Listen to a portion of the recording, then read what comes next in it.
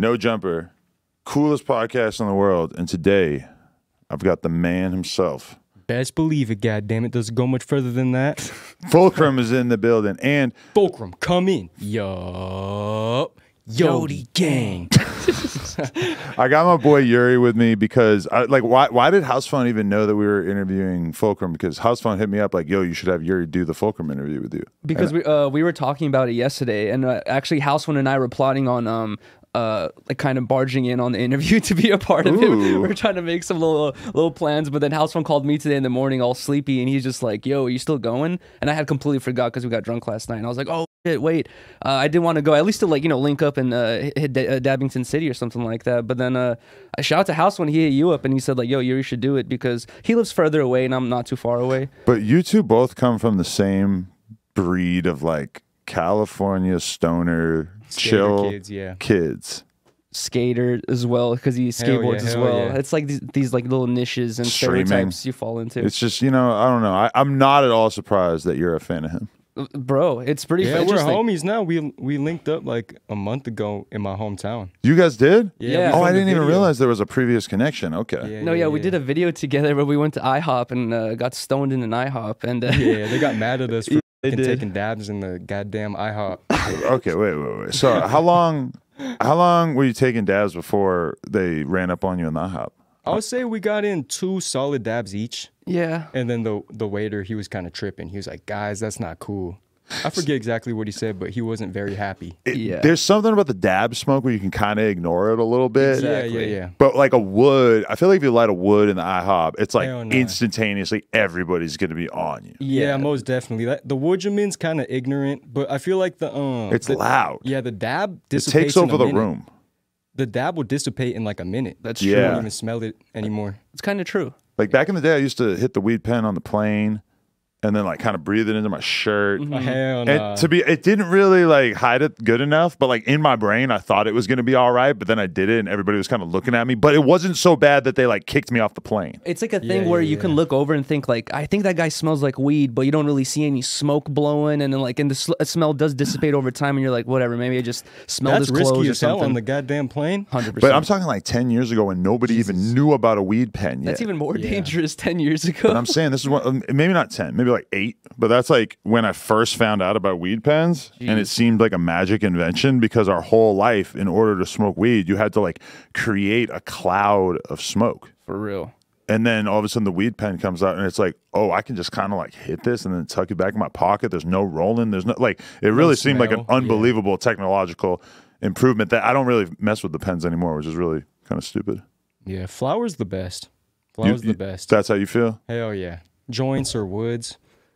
I think flower's the best. Do you think it's because you just love the feeling of tobacco being mixed with the weed? Like, are you as addicted to that as I am? And I assume, well, you smoke straight weed, right? No, I smoke spliffs only. Now you're on the spliffs. And I've asked them to smoke a spliff because it's basically the same thing as a wood, and he refuses. Oh, and you won't do that? Yeah, I won't smoke a spliff. Ever? I mean, I used to in high school, used to take the bong rips with the tobacco in there too. Ooh, that was an era in my life. Yeah, it was fun. Not bong make era. You dizzy type. No, Soup. You would need to take a nap for sure after we would call them moles. We call them moles? Mokes. We would call them mokes back home. Why a moke? I don't know. I've heard both. That's funny. I've heard moke and I heard mook. Oh yeah, mook. There you go. Yeah. Is mook like a racial slur? Mook? I don't know. Nah. You're thinking about a different one. There's something close to that. No, because you're thinking of the one with the G. Yeah. That one is. Yeah, that's what I. But I think mook might be something too. Oh, for real? I don't know. We'll have to look into it. Anyway, what's going on, dude? How you doing? I'm doing great, man. I've been out here in LA since Thursday. I've been having a good time. I've probably smoked like a quarter pound of weed over a quarter pound. All in the woods?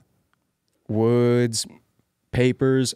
Yesterday, I didn't even smoke any woods. Or no, 2 days ago, I didn't smoke a wood. I've been trying to lay off of them. But were you still hitting the dabs and stuff? Yeah, I was smoking joints and stuff. I've been smoking the Murphos. This is fire right here. This is the weed you're pushing right now? Yeah. This is your strain, or is this just somebody hooked you up and you're hyped on it? No, they're the family. They've just been hooking me up. And I love their flavors. I think Blazzy works with them too. Right. Yeah. That's dope. Yeah, because we just found out that you with Blazzy and that you actually copped this ashtray. What is it? Ash on me, Ashley? Yeah, exactly. Ash on me, Ashley. Yep. It's right there in the middle too, isn't it? Oh yeah, right here. Here's the packaging to the box. Wow. Or the tongue broke off. You can Google it if you want to get a good look at it. But you said you actually ordered it, which was like immediately I felt like, oh, he is family with the No Jumper crew, because hell yeah, not only did he smoke weed at the IHOP with Yuriy, but he also copped the Nothing Personal when it first came out. Because I've been tapped into No Jumper since like 2015. For real? Yeah, the first one I seen was the Ian Connor Shane Avelli interview, and I've been tapped in ever since then. See, that's legendary, because that was, I believe, 2015, which when I was going back through my old interviews and I saw like, dude, I got that one in the first, not even year, like the first 6 months of me doing interviews, and that was pretty crazy. Like 2015 is very rare No Jumper territory, because X was in 2016, and that's when kind of like everybody who became a fan of it became a fan of it. Yeah, I remember that one too. What's interesting too is he's I asked him before, he said he's 23, which like at that point would put him into that high school demographic of kids who are, you know, just tuning into those interviews at that point, you know. Fuck yeah, man. It's pretty interesting. Fuck yeah. And I'm a grown man with the sensibilities of a small child, so it just makes sense. Dude, you know what's crazy about the Ashley Me Ashley thing is Blazzy actually texted me he made a video of him opening it and like doing unpackaging or something. So he already like knows. Okay, cool. And he sent that to me like a couple months ago, and when he sent that to me, I looked at the channel, and I had already seen his channel before, and it was at like 40,000 subscribers at that point. Right. And literally a month later, he was like at 600K. What do you blame for that? Is it all Adin Ross, or is it just kind of he was a part of it and then it just started to gain steam from there? Okay, so when I had 1,000 subscribers, I did this little competition. I was like, yo, I got $50, whoever has the most viral TikTok, using my YouTube clips in like 2 weeks. That's smart, because that's like what Mr. Beast has been talking about a bit and stuff too. Yeah. Yep. And so that first TikTok competition brought me from 1K to 5K. Then I did it again at 5K. I was like, yo, I got $100 and some free Yodieland apparel merch for whoever has the most viral video in 2 weeks. And then that competition brought me from 5K to like 100K. And it just started spreading like wildfire from there. Like XQC noticed me, Adin Ross noticed me, and it just started going crazy. Like, it's a combination of a lot of things, but that TikTok competition is like what initially like skyrocketed that shit. Right. Because I'm not gonna lie, it was like a couple weeks ago, some random fan that I have an open DM with hit me and was like, dude, you need to interview Fulcrum, yada yada. And so I went on YouTube and I typed it in, and the first thing I saw was that Patrick CC video that he just dropped, and I watched it and I immediately became like really hyped on it and felt kind of like a lame that I didn't already know about it, because that video summed it up very nicely. And like one of the main things that he summed up was that like a lot of poppin' streamers now, whether it's Speed or Gideon or whatever, like there's an element of their content where they're going out in public and they're fucking with people and getting a reaction from them and shit like that. And for the most part, they like get away with it because they are funny and they're charming, so it works. Yeah. But yours is kind of like a different take on that, where instead of like walking up to a random guy and kind of messing with them, you're just sort of like existing, just being yourself in public. And there's like something about the way that you just sort of act oblivious to the consequences. Yeah. And then it sort of happens and you're kind of cool about it. Like, oh, all right. Yeah, man, I'll go. I don't know. There's like, it's just vlogging. It's slightly, but it's a different take on the live streaming IRL genre. Because it's all edited up and stuff too. Yeah. Because I live stream and I also go out and do my vlogs. So when I watch the vlogs on YouTube, those aren't all live streams? They're not live streams. Yeah, they're just I film on my GoPro. Okay. Film on my GoPro, then I edit them up and then I post them. That's what I find interesting about them too, is the way you film them. They look like an IRL stream, and like the way you interact with what's going on, it seems like it's an IRL stream, but it's actually just a YouTube last video. Night I watched like 5 of them in a row, and I was thinking the whole time that these must have been live streams. So I just found out. That's Which one did you watch? You almost getting in the fight at 7-Eleven. Oh, yeah. One of the other ones, it was at like a Target or some shit. You're smoking, and I thought it was pretty funny because like a random black dude just appears, and it like he's a security guard, but like he was like an undercover shopper dude. Oh, yeah. And I always know there's undercover shoppers in Target, but I never actually seen one. Yeah, they're all over. And I'm like, oh shit, so that's how it happens. He just appears. Yeah. That shit's hella funny. You guys want to light up? I'm ready. Let's do it. Whoop, You have a lighter over there? Cheersington, my friends. Oh yeah, cheersington, guys. Squad up. Best believe it, goddammit. Holy shit. I was kind of hoping that Fulcrum would come with this whole dabbing setup to see Adam take a dab and go to Dabbington City for a moment. You know, I think about it sometimes. Sometimes I think I have to try a little too hard to get really high with the spliffs. Really? Like, you do smoke very tiny ones, to be honest. Pause. Yeah, but sometimes like I'll get home from work and it's like, because now I have a kid, so I don't want to smoke in the house. Okay. Yeah, it just seems fucked up. Like even if your kid were to get like a tiny percentage of 1% of any kind of weed feeling, it seems like it would be all bad. So I'm going outside to smoke, you know? Yeah. And it's I like got you a gift. I got you a gift. weed It's in for my car. kid. No, it's a, No, thank you, A sir. smoke buddy? It's Just a kidding. Puffco. It's a Puffco. Oh, nice. Electronic dab rig. Because I've seen you Whoa. giving those out, and we've definitely, like, they sponsored us before. And so that definitely is one of my preferred pens. It's fire, yeah, because I just bring that shit in the goddamn grocery store. But sometimes I get home from work at like 10 p.m. I want to go to bed at like 11:30. And it seems like, well, maybe I should just blast off on like a single dab rather than trying to like squeeze a couple spliffs into this hour and a half. Exactly. Yeah. A dab always gets me right before bed. I mean, sometimes I might get too stoned before bed. And I'd be thinking about some super deep shit off Pull the mic in a little bit. But yeah. what do you think that you can get too high before bed? You think it like gives you like a weird sleep? No, I feel like you could get too high and just start thinking about a bunch of things, though. Like where you can't fall asleep. I feel like it's been a long time since I had the too high to sleep Yeah, thing. same, exactly. I get too drunk to sleep. But how long have you been smoking so far, like in your whole life, like consecutively since you started? Shit, so I started smoking when I was 16 years old, but Okay. the first time I got high was when I was 15 off edibles. Oh Yeah. shit. And was it on purpose or you just It happened was to? on purpose. So, yeah, at the time, my homie he was 16 before me. I was 15 years old, but he worked at KFC, and I eventually started working there too. But he had gotten this edible from some customer in the drive-thru, and then yeah, we ditched school one day. We ditched like the last couple periods and went to this one like trail and ate the edible. And that shit was fun, man. You trusted this random customer's edibles? Yeah, I don't know what the hell I was on, bro. And what city was this again? This was in Brentwood. Okay. I'm from Brentwood, but I've moved all around the East Bay, Right. Antioch, Brentwood, Oakley area. Right. Which do you think in a lot of ways like your content might be sort of like informing people about what the average stoner kid is like from NorCal? Because Yes, most definitely. I feel like that too. you 100%. kind of remind me of like a lot of like chill ass skater kids that I've met at the skate park and shit over the years. Like, because coming from the East Coast, like especially, you know, I moved here in like 2010, so it's like weed was still hella illegal on the East Coast. And then I move out here, and it's like you go to the skate park, and there's just some kid with like a bong in the middle of the day. 12-year-old goddamn kids. Yeah, he's like a 15-year-old Exactly. kid with hella weed, and you're just Yeah. like, oh shit, this is like a way different thing out here. Yeah. I agree. It's like a window into that type of lifestyle. But have you ever been through that area, Adam? It's like that's where my girlfriend's from, Riley, and there's like a lot of farmland. There's like a lot of open spaces. There's horses and cows, and it's like Nature. a very different lifestyle. But so compared you to grew Los up more Angeles. like that, or in like a bit of an urban area for the most part? I grew up like around a lot of farms and shit. Yeah, around a lot of farms. So what kind of trouble do the kids get into when you like you don't really have like a downtown area to go to necessarily? We do, but it's like it wasn't really that like bad. Like honestly, the town I'm from, Brentwood, that's where I went to high school and shit. It wasn't that bad. It was chill. Like the bad kids, I guess the kids in high school were getting in trouble. They were like doing drugs and stuff, you know, like just doing drugs. It's weird how there's like the good drugs and then the bad drugs. Yeah. But they kind of have like yeah. a similar experience, except one of them is going to kill you. You know, like if you get hooked on Xans and stuff, you're Yeah. kind of like going for the same effect as like smoking a blunt. It's just going to kill you in the long run and get you super addicted, whereas weed probably isn't going to have I that had a Xan impact. phase in 2018. Yeah. No way. Hell yeah.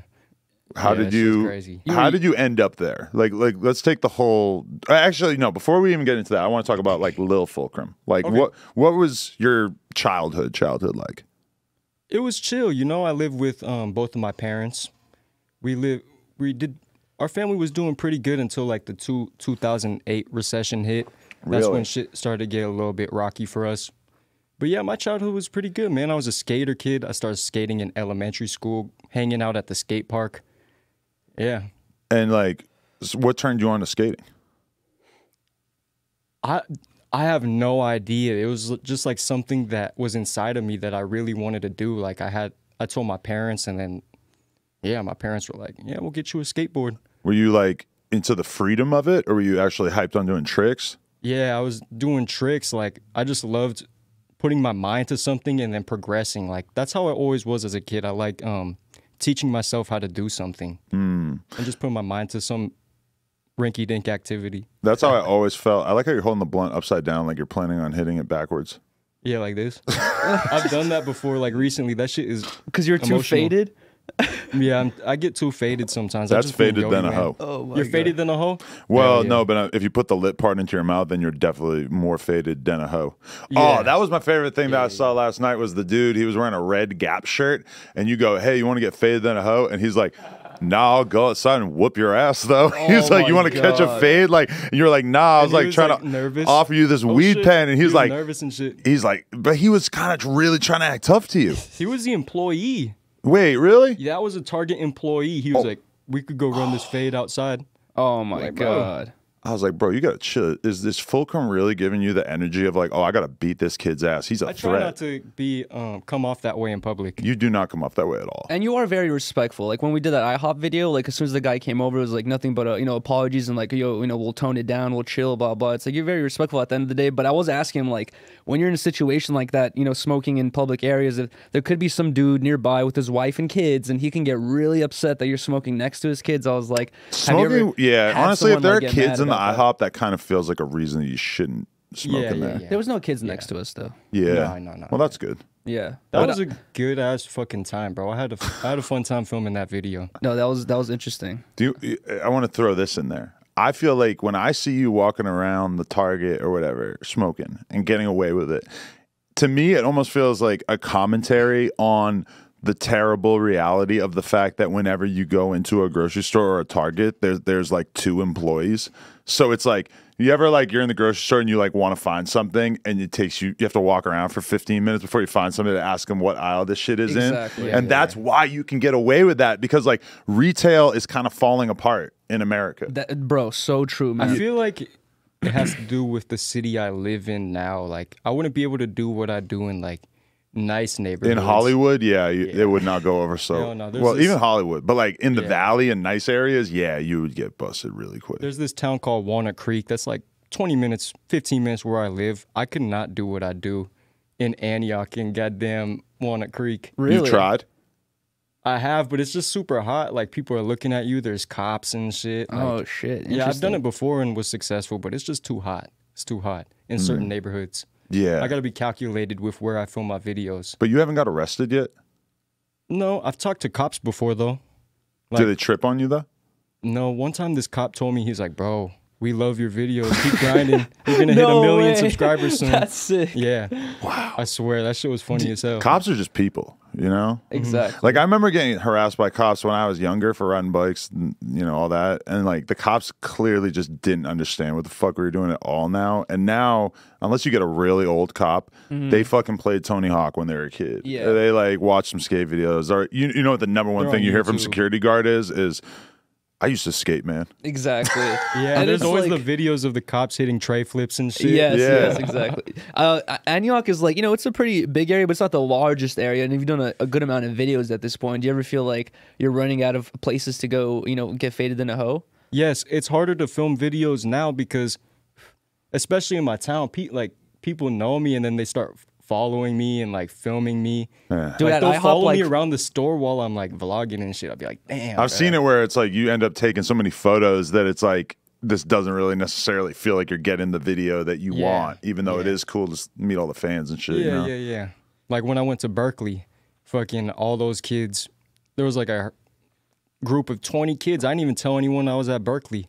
They're just following me around. And at one point I was like, yo, guys, I got to go finish this video. I'm sorry. That kind of happens to everyone because I feel like Gideon's gone through that this year. I remember Nelk Boys doing a video at the Melrose store and they dressed up as SoundCloud rappers and they were trying to fuck with all the dudes in line and everything. I remember that. And the kids, everybody in line like just got it right away. They were like, that's the fucking Their Nelk Boys. tattoos were How long ago incredibly was that? fake, though. 2017, maybe 2018. That's some legendary shit. So it's like Nelk Boys before they were really popular, but at the same time, like this is the No Jumper store. Like all these fans fucking watch YouTube and shit. They all know who you are. You had them try to troll like one of your guests too, right? You're about to interview someone and you were gonna have them like barge in and like do something weird or like, you know. We were trying to convince like some random person that the dude's tattoos were real or something, and then they didn't fall for it. Fake as shit. They look so fake, dude. It ruined the prank. Yeah, just very, very dark colors, like dark lines and shit like that. But okay, what kind of kid were you before skateboarding came around? Like, what were you gravitating towards? Shit, me and my cousins, before I started skating, I was making like, we would make skits, like video making and stuff. Making skits with my cousins, like just with our like, I don't know. Were you watching YouTube and stuff? And that was what definitely in elementary school, I was watching YouTube. My dad didn't want me on YouTube though, so I'd have to go behind his back to go on YouTube. How'd you do that? How'd you get past the parental controls? And just go to like my cousin's house or some shit. Yeah. I think about that a lot. Now that I got a kid, like, how do I protect her from TikTok at some point? Yeah, it's gonna be impossible almost. I can't. Yeah, that shit's fucked. Yeah, it's hard. Definitely. Why was your dad trying to keep you off YouTube? That like my parents, you know, I understand like YouTube. There's a lot of fuck shit. You know, especially back then. Like they were tapped in enough to know that like I should keep my son off this shit. Yeah. That's interesting. My parents are so unaware that they didn't even know what it was. You know what I mean? So I had to ask my dad like when I could make my first YouTube account. Really? Yeah. In 6th grade for my skateboard videos. Oh shit, interesting. Did you have to ask permission to make like social media platforms like a MySpace or a Facebook or some shit? No, I feel like after I got the YouTube account, I was just like, I'm just gonna start doing this shit. I'm in middle school now. But do you have to like buy your own phone, or do your parents give you a phone at some point? My parents gave me a phone. That's gotta be a weird decision as a parent, like when you give your kid a phone. Yeah, because they're kind of like socially stunted until they get a phone. Once other kids at school start getting phones, you know. Yes, most definitely. Kids started getting phones when I was in 6th grade. Yeah, same. But they weren't like iPhones. They'd be just like simple flip phones you could call your fucking parents with or some shit. But these days, like if my kid was 13 and she's in school and all the other 13-year-olds have phones, and you really don't think she should have a phone, but at the same time she's like a total fucking loser because she doesn't have a phone. No, I would keep her without the phone unless she's like walking home from school and you need to be able to contact her, know where she is, then she gets a phone. That's the problem, is that you want to be able to keep the best contact you can with them, right? What's the best way? Give them a phone. We'll do what he said, get her a flip phone. Rinky dink phone. Yeah, like a rinky dink ass phone. But how mad are you going to be at your fucking dad? Not even in 2022, in 2032. Your dad's giving you a fucking Motorola Razr just so that you can't get on TikTok and shit, or whatever insane thing they have that's going to come after TikTok. Shit, I don't know. I feel like it's you're only gonna go through that hurdle for a couple years of maturing, and then you could get the actual phone. I think it's fine. You know, it'll be a cause a little strife and some arguments, but I feel like it's a hurdle you guys can get over. Being a parent's hard, huh? I know. Well, it just gives you a lot of shit to think about. I'm a fucking uncle. My sister just had a daughter. Oh, congrats! How old is your sister? She's 21. She's 21. Okay. Yeah. Nice. But shit, just being around my sister and shit, like, it's a lot of work raising a kid. But does it make you think about how this might be part of your life at some point, that you might want to be a dad? Or are you like not even close to that yet? No, I definitely want to be a father at some point. That's what I'm doing all this shit for. My future kids and shit. But what do you feel like you're building right now? And like, when did it start to feel like you weren't just streaming, but you were maybe actually building a brand and a business that could be like a serious thing? Because I feel like you've kind of wrapped your head around the fact that this is a big opportunity. I've always wanted to build my brand, and I've tried so many different things, tried so many different startups, and just like failed dozens of times. And then shit, once this like smoking in the store, live streaming shit took off, I was like, you know what? Like, just gonna put all my energy into this shit. I love making videos. I love making music. I'm just gonna keep building my brand like this. And that happened in 2022 when I realized, like, damn, I could really do this. It's not just some dreams in the back of my head. I could really do this shit now. It's weird though, because it's like, does it feel like it's about the smoking in the store, or does it feel like that just happens to be the one viral thing that kind of helped you get a bunch of notoriety, but really you have plans to do all kinds of different shit? Yeah, that's just what generated the traffic. This year, the music's really going to take off. It's bubbling on Spotify right now. Streams are going up. I got this crazy music video with these crazy-ass motherfucking videographers. My Way Out? Or no? No, it's a new one. Oh, okay. For my outro song, they've been asking for this song for so long. I'm gonna drop it on streaming platforms with the music video. Oh, fire. It's gonna go stupid. Wow, I can't believe I haven't heard it yet. Have you heard any of the music? No, what the fuck? I gotta watch one song. We gotta edit this out. But check out My Way Out. I like that one. A video? Yeah, it's a video. Yeah, it's on YouTube. All right, we're gonna edit this out. But I feel like I can't. Is that one of your favorite songs? My Way Out? Yeah, You fuck with it? Okay. But the next one's gonna go crazy. Oh shit. Oh, okay. See, I didn't even know this existed. And all the beats in my videos I produce and shit. Yes. Okay, I just checked out My Way Out. I'm into it, honestly. Like, that was pretty dope. Thank you, man. I hear a lot of bad artists all the time. So, like, I could fully say that was not some shit. Hell yeah, thank you, That was bro. cool. I made that in 2021. I produced the track and then I just instantly freestyled on it. Really? Yeah, like punch in, not like freestyle. But How'd you learn to make beats? I started making beats 10 years ago when I was in 7th grade. Really? Yeah. That's crazy. Got Fruity Loops on my computer and I started making dubstep. But I was listening to Odd Future Wolfgang, Kill Them All Heavy, and I really loved how Tyler made his beats. And I was like, you know what, I'm going to start trying to make like some hip-hop beats. Wow. And then, yeah, that was 8th grade, freshman year, I started making hip-hop beats. Is it still like a pastime? Do you just find yourself getting in the lab consistently, or is the streaming shit kind of taking over? Or not streaming, but making YouTube. Content creation has taken over for sure. But I still like to make music, like make songs where like I sing or rap on them. But I haven't made a beat in like months. Really? Months, yeah. You rap on other people's beats now? Yeah. Yeah. I rap on other people's beats. Are you getting beats from like well-known producers now, or are you still fucking with like other online people you already had? I honestly like the YouTube type beats. But I got a list of like underground producers I fuck with. Yeah. Phil, you can definitely just take the thumbnail like that. We'll just blur the blunt. It'll be cute. It'll be hyped. They're gonna be hyped seeing a blurred blunt in the thumbnail. I was gonna ask you this though. So you said your dad like was kind of like, you know, on top of your YouTube shit. Like he was like actually looking out, and I wouldn't say he was strict, but he kind of sounded like he was leaning towards the strict side. How does he or your mom feel about these videos now that they know you're doing it in your area? It's not that big of an area. They probably recognize the spots you're going to. Like, your kid's in here smoking dabs again, Bruce. What's their reaction? What's their reaction to it? Okay, when I first started like blowing up and I quit my job, my mom thought I was going crazy. She's like, my mom literally thought I was like going insane. How much money did you need to start making before you felt like, okay, I could quit? I quit when I was making like less than what I was making at my job. I was making like $2,000 every other week full time at my job, and then goddamn, I was probably getting like $1,500 every other week, and then I quit. Damn. Yeah. But you just knew like this is the future. This is gonna be it. Was that all YouTube money? Yeah. No TikTok money. So you're like blowing up on TikTok, but it's on other people's accounts mostly. I've never got a single dollar from TikTok. The money sucks, even if you are fully monetized on there. But a lot of it's not even your content on TikTok, right? It's a lot of your fans and other people making TikToks of their own, and a lot of their stuff is blowing up. It's not like a lot of those videos are going to your channel or whatever it is.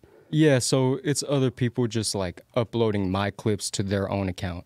Is there anyone who's like grown a substantial audience just based off your content? Yeah, someone's definitely got like 100K TikTok followers just using my content. That's sick. And I think they switched it up and then they started doing something else. See, okay. But that's fire though. But that's what I was going to say is that I've seen No Jumper fan pages that like get, 20K, 30K from like just reposting random old shit from our account. And at first I'm thinking like, oh, that's cool. And like one of them I even had the DMs open with, and then pretty soon after they just change it to their name and they delete all the posts. And then all of a sudden they're just some guy. Wow. Or they'll change it to like a Breakfast Club fan account. And then they'll start getting fans from pretending to be like the Breakfast Club thing. And I'm like, I feel less good about this now.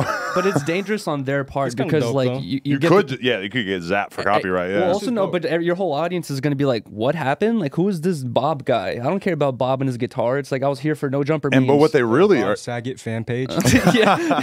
But what they really could do is just sell the page. That too. And I'm sure that happens all the time. That's you pretty could interesting. really make some money. You could. Oh, definitely. And yeah, you could really make some money. But at the same time, fuck it, because they fucking blew you up as a result of that. Like you basically just like incentivized them to put the work in, and then they just went crazy with it. So fuck it, you know? Yeah, here's the gamington. So put all of my clips on TikTok, and then god damn it, you can go to these brands, be like, yo, I built this goddamn big ass page. I can work for you guys and blow you guys up on TikTok too. Yeah. Yeah, That's exactly. The dude who does all our clips, Remo, we found him because he just had an account where he was watching our streams and clipping shit, and we were just like, oh, like we're just gonna hire you, and he was like, Yeah, hell okay, yeah. sweet. Huh. That's dope as hell. Yeah, that's how we found him. So, yeah, man, it's a hell of a thing. Dude, Social media these days, man. I know, for real. You know what I found interesting is I was listening to your dope ass Yola interview earlier today, and you Shout said, out Yola. Yeah, shout out to Yola. You said your dad is an ultra runner.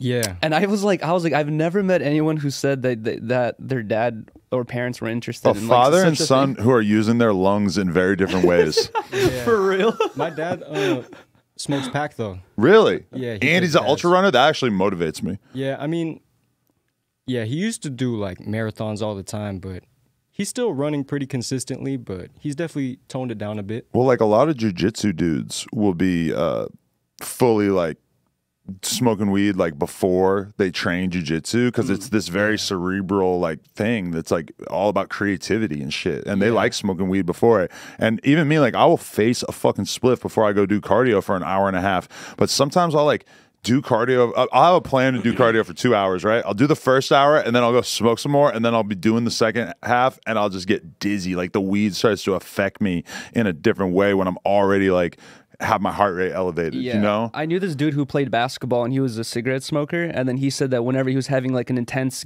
game, he smoked a cigarette in between, he would sometimes throw up. That's crazy. And he told me, he's like, yeah, you shouldn't smoke while you're like your heart rate's hella up like that, because That's crazy. it makes you feel crazy or Yeah, weird. maybe just weed would be fine, but tobacco when working out, I don't know. It does increase your, well, actually just smoking in general increases your heart rate, and then if you're already like off the adrenaline, you know, going crazy, and then you smoke. There's been weed. times where I didn't smoke for like a week, and working out feels really good, but then at the same time I want to smoke, so I just keep doing it. Do you ever like go a couple days and not realize you haven't smoked, or do you like smoke every day? I'm gonna be real, I probably smoked every day the past year. I feel that. I would multiply that by like 10 for me. 10 years? Maybe like 8. Not a single day off. Not a single day off. When I get sick, I'll stop. Actually, you're right. You're right. You know but what? Edibles. Yeah. Edibles. A lot of times it'll turn into that. Yeah. Like when I'm like taking a week off of smoking and I'm all proud of myself, the reality is I'll probably take some edibles every night. Yeah. But you're still not smoking. Yeah. Yeah. Edibles You are know? probably, what do you think's better for you? Edibles or like coffee? See, I feel like I've read a lot of studies that say coffee's not bad for you. Really? Which is crazy because I also feel like energy drinks clearly are bad for you, and that seems pretty transparent. But like coffee, like I don't know, a lot of people will tell you this. It's really there's nothing bad about it. I love fell coffee. down. A lot of people do. I fell down the rabbit hole that apparently coffee is actually not good for you at all, and Really? it's such a huge business that they create their own, you know, statistics and their own studies, everything that proves it's good for you just to continue their business. I mean, when I'm like dumping this black liquid down my throat and it makes me all hyper, it is kind of hard to believe that this isn't bad for me. It's like beans. Yeah, right. But it seems pretty natural too. But it also like, bro, this is some dark black liquid that makes me hyper. And it Dark black makes like liquid. acid feel like there's acid in my stomach. Exactly, makes you want to shit instantly. It like can't crazy. be that great. Yeah, it makes Yeah, you but poop. I gotta tell you one thing. When you wake up in the morning, god damn it, and then you roll up a Woodjamin and then you take your first sip of coffee, that shit is goddamn it exquisite. Best believe it, goddamn it. Fulcrum, come in. Yo, Yodie gang. Yo, so this is an interesting thing. I feel like in a lot of your YouTube videos, you kind of like limit your language to the catchphrases in large part. Yeah. But then I'm like listening to you on Yola and I'm watching on here and I'm like, it's kind of like you've chosen to like open up your personality a bit coming out and doing these podcasts and stuff, because in your YouTube videos, it's a little bit more simplified. Yeah. I feel like, no, like on the live streams, I'm like this too. Like, That's true. I talk more. I don't just say You're my right. my catchphrases, but I've definitely been opening up, going on the podcast a little bit for sure. Yeah, are you like starting to? Is it been a little bit of a challenge to like really share your full personality with people? Do you feel like you're getting better at it? Nah, it's not a challenge. I feel like I'm not really a shy person. I might be a little bit awkward, but it's just because I be faded in Yodieland. I feel you. But I feel like I haven't changed too much. But the purpose and mission is always going to be the same. I do this just to... I'm not doing this shit necessarily for, like, money and, like, this material shit. I just want to let people know, like, really, like, if they woke up today, they're valuable and important no matter what age, no matter what size they are. Like, motherfuckers have a purpose and mission here. What size they are, like in terms of social media or in terms of weight?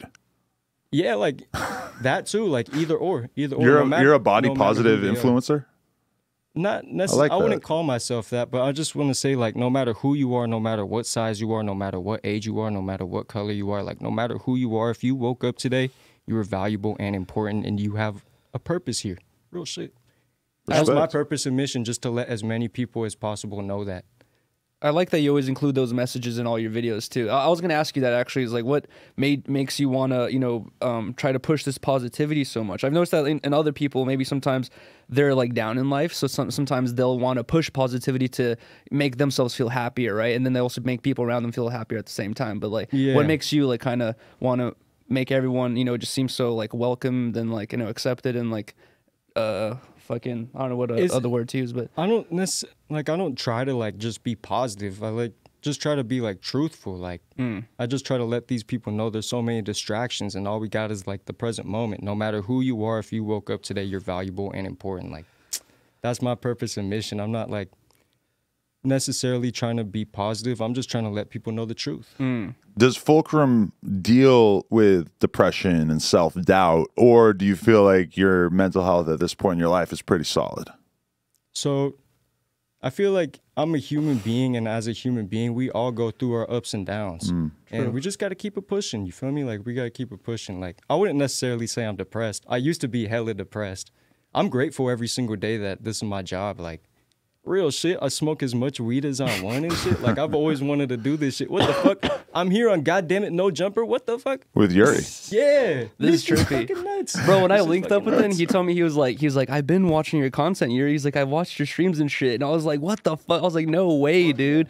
And then he's like, I'm heavy into No Jumper. He's like, I fuck with Blazzy, House Phone. Like, he knows everyone, from the No Jumper universe and all that shit. It's pretty interesting. That is sick. That's cool to know. Oh, yeah. I was going to ask you, I saw the stream where you linked up with XQC and Adin Ross, and I was wondering if they went to Yodieland with you. I know they're huge fans of you and they think it's really entertaining, but did they fucking travel with you? I didn't smoke with XQC and Adin Ross. I was drinking with them, though. Oh, like beers or something? Yeah. We were drinking the White Claws ingtons. Oh, sick. Because, all right, when it comes to streaming, I feel like high energy is usually something that works very good for people who stream. Yeah. And sometimes, because my main thing I do on stream is I play poker. And sometimes I'll be doing it without smoking, and my energy level will be like real high. And I feel like, oh, this is like good content. But then also like I'm a human being, so I just fucking smoke weed. And then I feel like my energy level like dips a bit. And sometimes I wonder, is this good? But you're somebody who proves that you could definitely smoke and stream for long periods of time and keep the energy high. Yeah, my streams get really hype.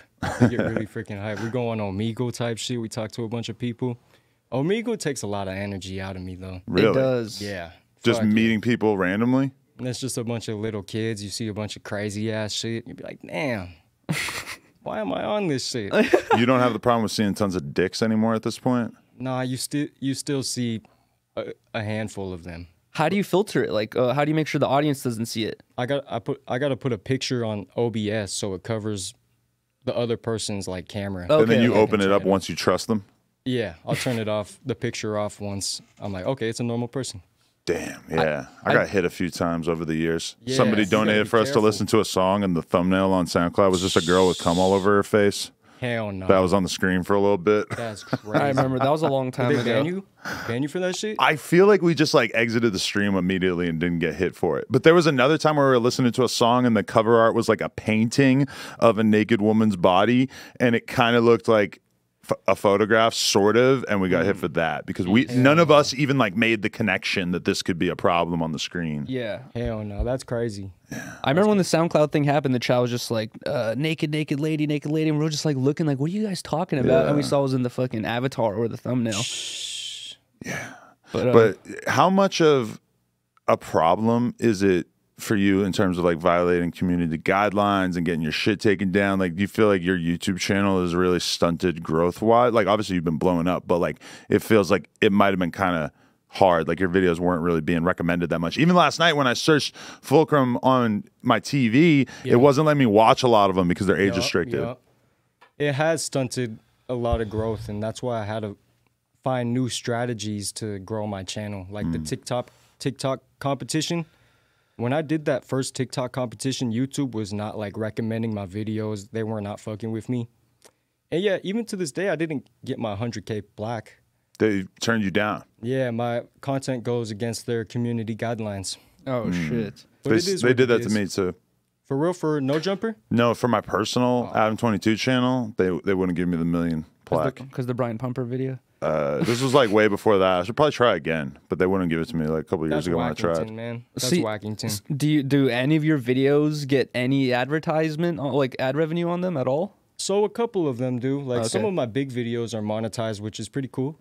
Like they still get paid to this day, but I choose not to monetize most of my videos just because like when the day comes when I know I'm going to post a video where I'm not smoking, I'll choose to monetize those ones. Like because YouTube's strict, they could take away my monetization if they wanted to. That's true. That's true. So I'm just being smart about it, choosing not to monetize my smoking videos and stuff. So what are the best, or where do you make most of your money from at this point? Streaming, brand deals, like working with brands, fucking even the music stream checks are pretty good too. Really? Yeah. That's good to hear. I'm telling you guys, the music this year is gonna go crazy. Fire. I'm gonna do some shows. I like it. Who do you listen to? What's like the music that has you hyped at this point? I'm listening to a lot of Larry June, Baby Smooth. Those are my top 2. Really? Yeah. You listen to Babytron a lot? I mess with Babytron, yeah. I feel like you and Babytron would get along really good. I would love to see you guys in the same room. Hell yeah, I would love to smoke some pack with Babytron. That would be funny. I feel like you need to do a music video with him. Fuck yeah, that would be funny. I feel like he would be down too. That'd be sick. That would be hella funny. I wonder if I have his number. Him. House Fun really wants to, get on a track with you, make some music with you, and he's really good friends with Babytron as well. I heard the House Phone track too. That shit was fucking funny. That would change the game. House Fun made a song titled Fulcrum, and it was like the whole intro was like his intro where he does the Yodie gang thing. It's pretty funny. That shit was Wokington. What is?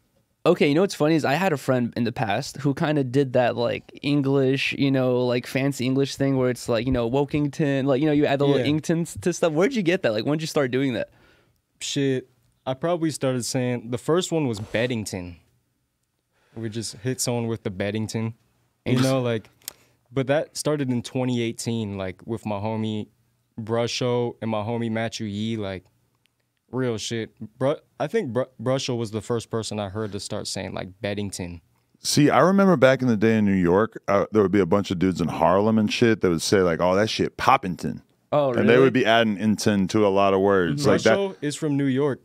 He's a GOAT rapper. I think it does. It's like its origins might be in New York, and then it somehow got passed along. I definitely heard it from Brusho first. Real shit. I wonder if Babytron's going to respond with his phone number before the end of this podcast, because I really want to fucking message him. How do you like call somebody on Instagram? I've never done that, but sometimes I see people trying to do it to me. I saw you were dealing with issues where you couldn't even message people on Instagram the other day. Yo, that shit went back, I think. But I don't know. I don't see any kind of button to like call him or anything. But I'm just going to wait and see if he sends his number, and then I'll FaceTime him. Because Babytron's the GOAT. I don't know why, but I just want to make that connection. Maybe I can get Larry June's number. Oh, that would be sick. I interviewed him in like 2015. Like, that's maybe that 2016. That was funny as hell. Yo, that shit was fucking I remember funny. I was at a girl's house drinking, and I like woke up in her bed and like had to like ride my bike to the store and do that shit at like 10 in the morning without showering. Damn. And I hate doing an interview without showering. I bet. Yeah, and then you remember it type shit. You just feel yucky, even though they can't tell. They might. If I didn't shower, I could have not showered for a week, and nobody would know right now. Maybe they're just being nice and they're not talking about the weird stench in the room. No, but they're not in the room. They're watching it through the TV. Oh, okay. I'm talking about. I was talking about like the Larry June. No, I don't want to stink in front of Larry June. No, yeah, that would be kind of. He's too fly. I can't do that. Exactly. He'll make a song about it. Yeah, that's all bad. Include you in a rap. That's hella funny. Yeah, when you started smoking, were you still in high school? Yeah, I was 16. My homie had we were just chilling that day. He was like, "Bro, I got 2 doobies at home. We should smoke them." I was like, bet. And so we went to this open field, and we smoked both of the doobies as fast as we could. As fast as we could in like under 5 minutes. So I got way too high. Why were you rushing? We didn't know how to smoke. Like, we weren't smokers, so we didn't know how to do it. Yeah. And we were paranoid too. I mean, smoking in a hurry sucks. And lately I've been thinking about this a lot. It sucks smoking when it's cold. Yeah, I kind of agree, dude. Because when you're it's kind of cold and then the smoke is hot and then you're breathing it in, I feel like you're more likely to cough. And I notice this because I'll be outside smoking in the cold and then I'll go in my back house and turn the heat up and then smoke when it's warm right after and enjoy it way more as soon as I'm in a nice temperature. Yeah, smoking outside kind of sucks. Unless it's like summer, nice weather. Coldness is sobering, dude. Like, I've noticed that when I go snowboarding and I'm like outside, like shivering, smoking a blunt or whatever. I'm like, I think I'm getting faded, but not really. It's like I'm not just worth so cold. And your nose is running type shit. Yeah, exactly. Yeah. Just you're I don't dealing fuck with all these that shit. issues. I'd rather be in the whip gym in. I feel that 100%. Yeah, and that's when it becomes necessary to steam out the bathroom in the hotel. Oh my god! Do you do that? I've never done that. You don't do that. If you get a hotel room, are you trying to smoke in the bathroom or you just go outside? So I'm at this hotel room right now, but I'm not paying for it, so I haven't been smoking in it. But like when I was in New York, I was smoking wood after wood after wood. I have to tell you about my New Year's. I was at this hotel in Berkeley. I got check-in at 4 p.m. It was New Year's Eve. I was just smoking hella woods. My homies were there. They had their own room. We had 3 woods in the air. 6 p.m. comes around. We get a knock on the door. I get my ass kicked out of the hotel for smoking hella woods in there. On New Year's? Yeah. God damn. We stayed at the Trump International in Vegas one year, and I was off the Xans drinking and smoked a blunt in the bathroom, and then I'm so oblivious. All of a sudden, the fucking the whole staff just shows up at my door. They're pointing at the toilet. There's blunt guts in the toilet. It's the smoking gun. You just can't deny it once they've and they're taking photos and shit. And I'm zanned out of my mind. Just give me the fucking $400 fine, dude. I don't give a fuck as long as I get to go to sleep after this. I don't care. That's how I thought it was. Shit, I'll just pay the fine. It is what it is. Bro, they showed up I thought the cops were gonna come. I was fucking worried. Hell no. How long ago was that? This was probably 2017 or some shit. Damn, but then, okay, in comparison to that, when I was in Vegas playing the World Series of Poker, I was staying on probably the 20th floor of this fucking building, right? So it occurs to me, and it's annoying to go outside and smoke because I'm in the fucking area where the World Series of Poker is. So I'm seeing fans and people who know who I am whenever I go downstairs to smoke. So it's I was just fuck it, I'm going to try. So I just turn on the shower the whole way. Why does that help? I don't understand. Because it makes the room more humid. And I think that the smoke kind of becomes one with the water and it stinks less. Yeah. Maybe. I don't know if this actually. I heard it works. It seemed like it worked. People say it works. And then I take towels and I shove them under the fucking door. So I'm steaming out the bathroom and I'm putting the thing on the door that says do not disturb. So I'm not getting any new towels or anything. I got to call when I want new towels. Yeah. But I'm it worked. I did it for a week straight. I'm smoking a fucking spliff to the face in the morning. I'm doing it at night after the tournament, and I was cool. So in New York? Nah, this is in Vegas. Oh yeah. But maybe it's the hotel too, because I'm I didn't smell it in the hallway, and I was really checking too, because when I would come back, I'd be really trying to see if I could smell it. Was it a really expensive room? Because I feel the more you pay, the more they're lenient. You know what I mean? It was a decent one. It wasn't anything too special. They probably were thinking I'm not going to disturb Mr. The Trump International Grand wasn't fucking around though. That's what I'm saying. There's definitely different vibes in different hotels. They gotta sure. accommodate that type of shit though. Most definitely. But you could also get a smoking room. Oh yeah. Why didn't but you do it that? stinks. Oh, Yeah. cigarettes. And it's or something like it's that. usually just a balcony. It's usually just a balcony. But I feel they won't even give you a balcony in fucking Vegas because they think you're going to kill yourself. I know. Isn't That's that true, crazy? because the windows don't open. Yeah. I went to Vegas for my first time last year. How was it? It was cool. I'm not a partier, man. I just like staying in the hotel. Fulcrum doesn't gamble? I gambled $100. I just lost it. Yeah. You didn't make any money back at all, during the process of losing it? Nah. That's why I don't gamble. That shit is such a waste of money, dude. Yeah. But I was gonna You like gambling, huh? Oh, I like poker. Yeah. But I which is like gambling. strategy. I'm it not really involves super skill. into the gambling part of it. It involves skill. Yeah. Yeah. Like I do like playing for a lot of money sometimes, but for the most part, I play like relatively low stakes. I just like playing. You just spend the money just so you could play the game. It's like the money's just a part of the game. Yeah, but the thing is that I know I'm a winner in the low stakes tournaments. Like if I'm playing $50 tournaments, $100 tournaments, I know I'm a winner. If I play $1,000 tournaments, I know I'm a loser. But it's way more fun. I feel that. Because it's like if you win a tournament and you win 50 grand, like that's super exciting. Yeah. You play a small one and you win like a little bit, it sucks. It's like I can't get behind gambling. I don't know. It just seems like like Fulcrum has said, like it's a scammington. It is, bro. It's like the house always wins. The slots are a scammington. That's where I lost my money. I mean, think about what you're doing every time you play slots. You're literally like just gambling $1 and your average is like you're gonna lose money. You're gonna like say it's a 49-51. Because like when you play roulette, that's basically what it is. Like you could bet on red or black, right? Yeah. And it feels like a 50-50, but it's not because there's the 0 and the double 0. Yeah. So if it lands on those, you lose. So it's basically like you're betting money and it's like a 48-52. Like over time, it's like flipping a coin where the coin is like slightly weighted to heads. So like over time, you just can't win. Yeah, exactly. But for some reason, people just love the feeling of tapping in. But at the end of the day, it's not that different than like going to the movies, right? Like if your average amount you lose in an hour of gambling is like $20 an hour, you might spend the same amount of money going to the movies. And if you enjoy yourself doing it, it's like that's how to think about it. You get a free trip to Sippington City too. The lady comes around, brings you a Corona. And in those ways, it can be less. It could cost less. And like the people who are like getting free hotel rooms and stuff, they're all just trying to figure out how to play this game in such a way that they're not losing as much, you know, or maybe even winning. It's definitely fun. I feel like the movie is still more of a journey and experience. Even if you go and see a shitty movie, the gamble is worth it. When you look at a person just sitting in front of the slot machine, just ring, and it's not even that now. It's just dun. Bro, have you seen that clip that went viral recently? It was like, it's kind of depressing, dude. It's like a clip of someone who's filming long ways of like 30 slot machines, maybe more. And there's all these elderly people and they're all just fucking mindlessly just fucking cranking this lever. Getting the rack aids. And I was just like, dude, I was like, this is like a ant farm. Richington. No, they're not getting Richington. Well, the casino's getting Richington for sure, but it just seemed like a fucking farm for just coins, you know, that they're milking out of these people. It's just all these people like robots just sitting there. Exactly. It's pretty trippy in the airport at Las Vegas. They got the slots in the airport. They have them at 7-Elevens too. Yeah, everywhere. That's so crazy. Isn't that weird? And dude, that is so crazy. I remember a couple of times when I was in Vegas, I went to 7-Eleven to grab a Swisher or something, and you see people who you could tell they've been sitting there for a couple hours at this random 7-Eleven at the slot machine, and you're like, wow, that's crazy. I can't imagine in my life spending 2 to 3 hours at a 7-Eleven slot machine.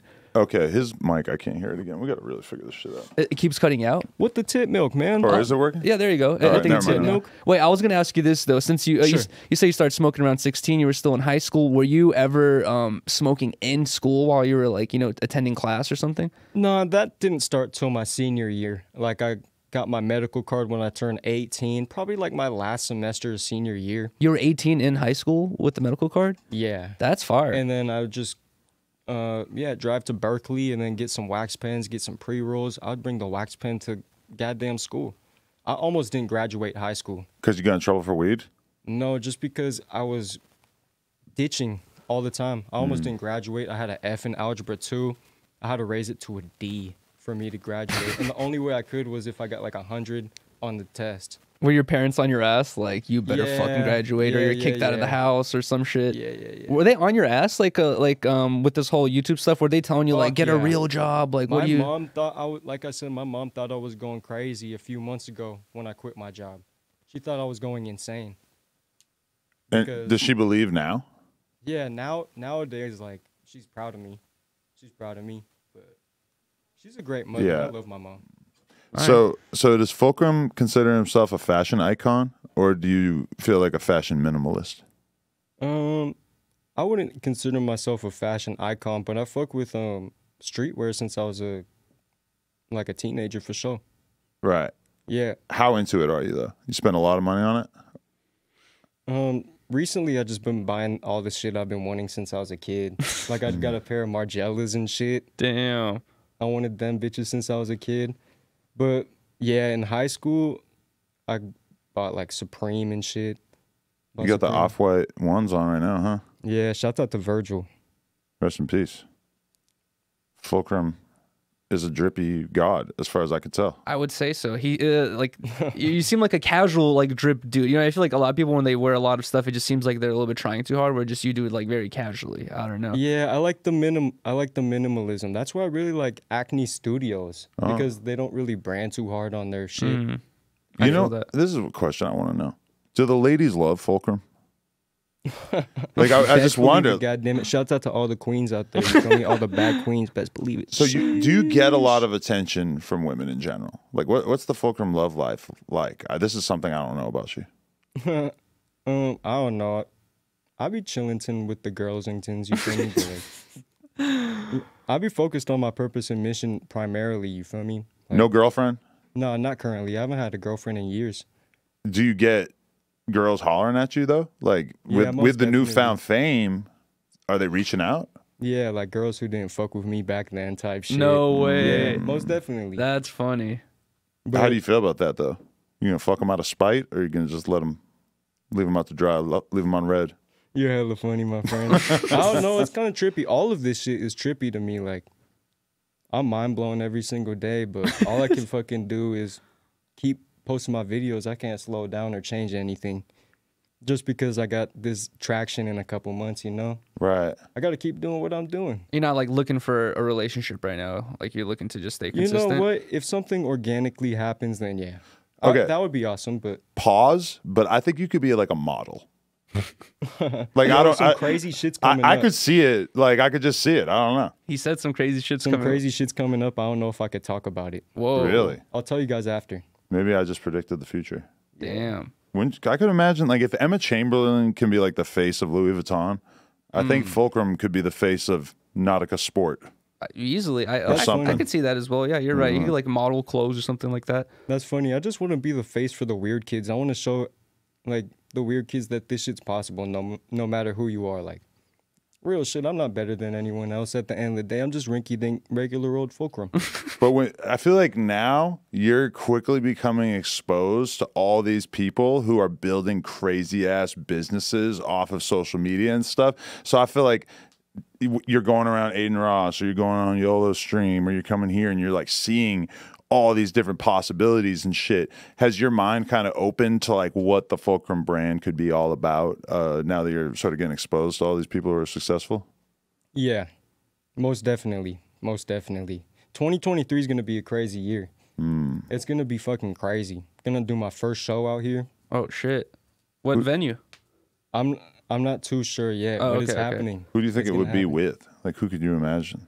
It's going to be with my homie, Brusho from New York. He's my homie. Been producing for him since like 2018.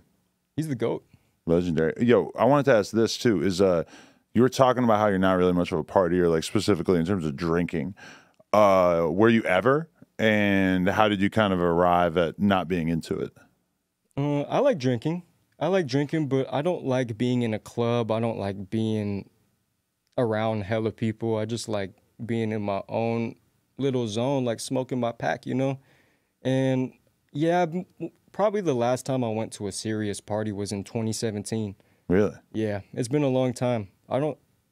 It's not my scene. But are you getting invited to more shit now, like more social stuff? I turn it down and people are like, what the heck, dude? I'm like, I'm sorry, like, I gotta watch SpongeBob in the hotel and I gotta fucking take dabs, bro. Like real shit. So, okay, tomorrow, Drake hits you up. Fulcrum, you're coming to the club with me. We got bitches. We got 100 bitches. We got 100 bottles. You're coming to the club. Let's go. We're standing on the couch. 100 blunts. Blunts in the air. Once you get lit enough, you go to the club. You get to treat the club like whatever. Is this tempting, or are you like, nah, SpongeBob? I'm saying SpongeBob, but I'd be like, respectfully, Drake, I fuck with your music. You feel me? Like, passionate from miles away. Passion with the shit you say. Motherfucker, best believe it. Holy shit. Fuck. Fulcrum, come in. Yup. Yodie gang. There's no way he doesn't hit you up after this. Nah, but he's gonna be like, that was better than my version of that song. Nah, but real shit though, I'd be like, respectfully, Drake, I fuck with you. I want to smoke some pack with you and just chillington or make a video or live stream or whatever. But like, the clubbington is not my scenington. I'm sorry, my friend. I gotta be trill.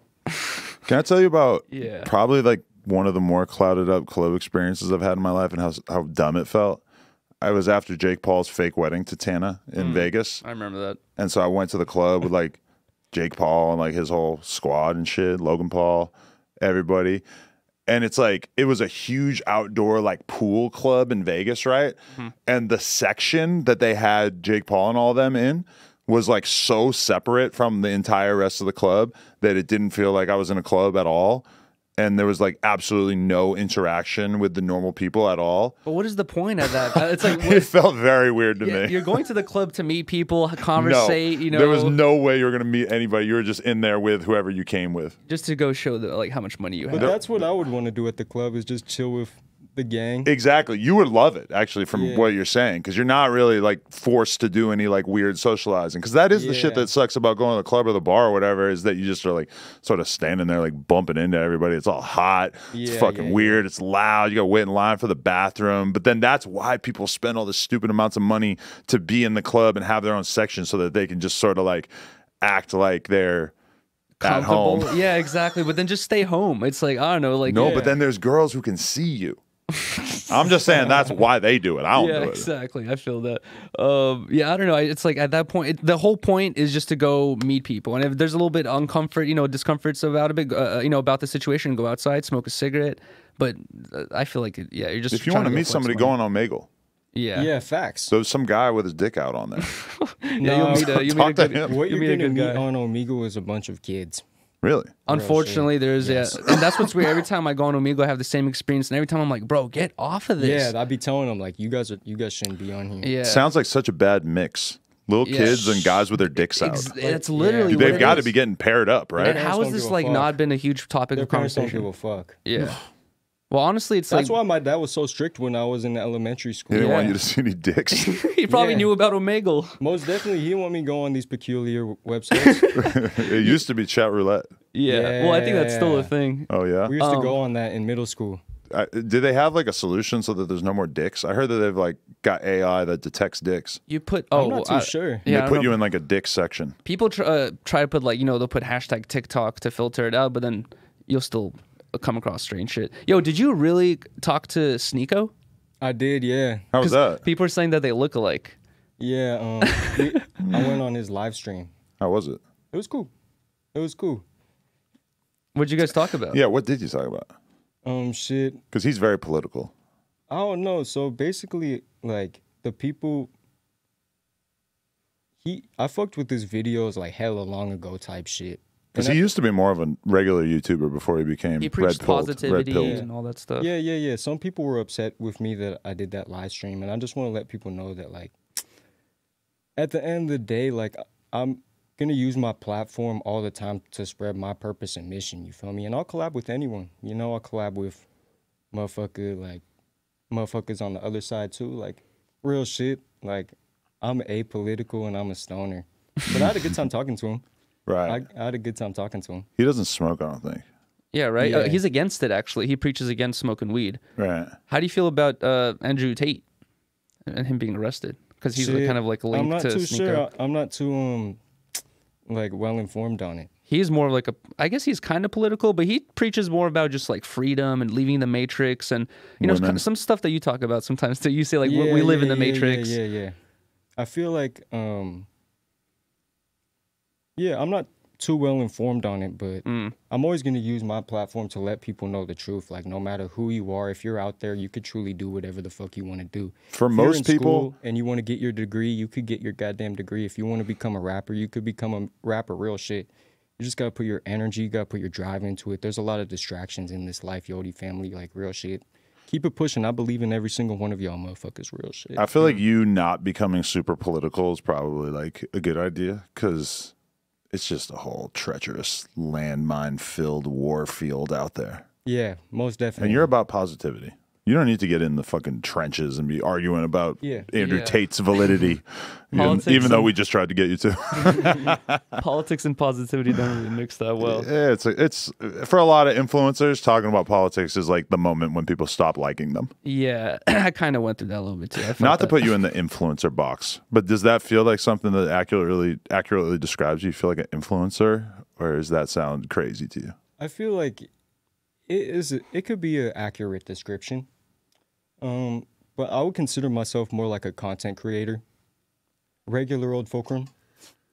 How do you feel about like dealing with because now the tax season's coming up, how do you feel about like dealing with the whole tax side of being like a content creator where you gotta put your money aside to fucking pay off, the taxes at the end of the year? You don't have anyone actually taking it out of your paycheck. It's like you got to take it out yourself. And it gets tricky. It's my first year doing that shit. Bro, it gets tricky and like you really got to be on top of it. And you got to find a guy really who can kind of help you, go through the fucking thing, the whole process. But yeah, how have you been like dealing with that shit? Have you been like putting money aside every time you get a YouTube check? Yeah, most definitely. Okay, that's smart. Most definitely. I definitely need to find someone who can help me though. Have you had those checks sometimes, especially in the beginning, where you're like, I'm gonna blow a bag. Like I got $2,000. I'm gonna go buy a $2,000 belt, or like a $2,000 pair of pants or some shit. Like, no, I never started splurging and getting stuff I really wanted till recently. Till recently, yeah. When you're comfortable, probably, right? Like more in a zone where you could probably feel like you could do that. If somebody gave you $1 million right now, what would you do? I don't think I would live a super extravagant life. Just put it in the bank? Safety net? Yeah, I would probably move into a decent like rental home or some shit, I feel like the two things most people do is they would switch up their home and they would probably upgrade their car.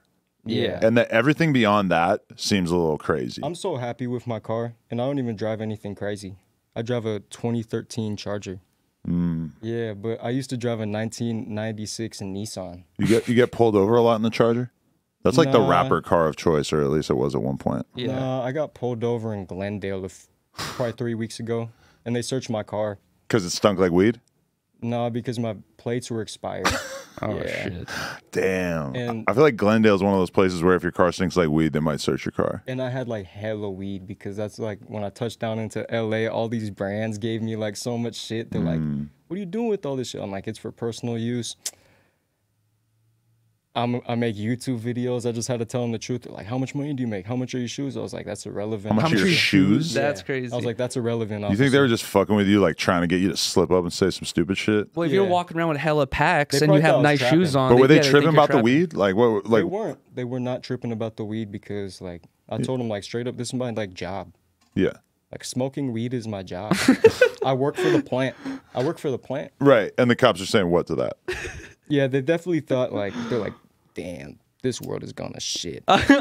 Smoking weed is my job, officer. I mean, the cops in California, like, let's be real, they got a lot of shit to deal with. I feel like if you're smoking weed, if your car stinks like weed, you got to really be fucking up to get them to like really fucking trip on you. Yeah, that's the least of their worries nowadays. Then also, my car.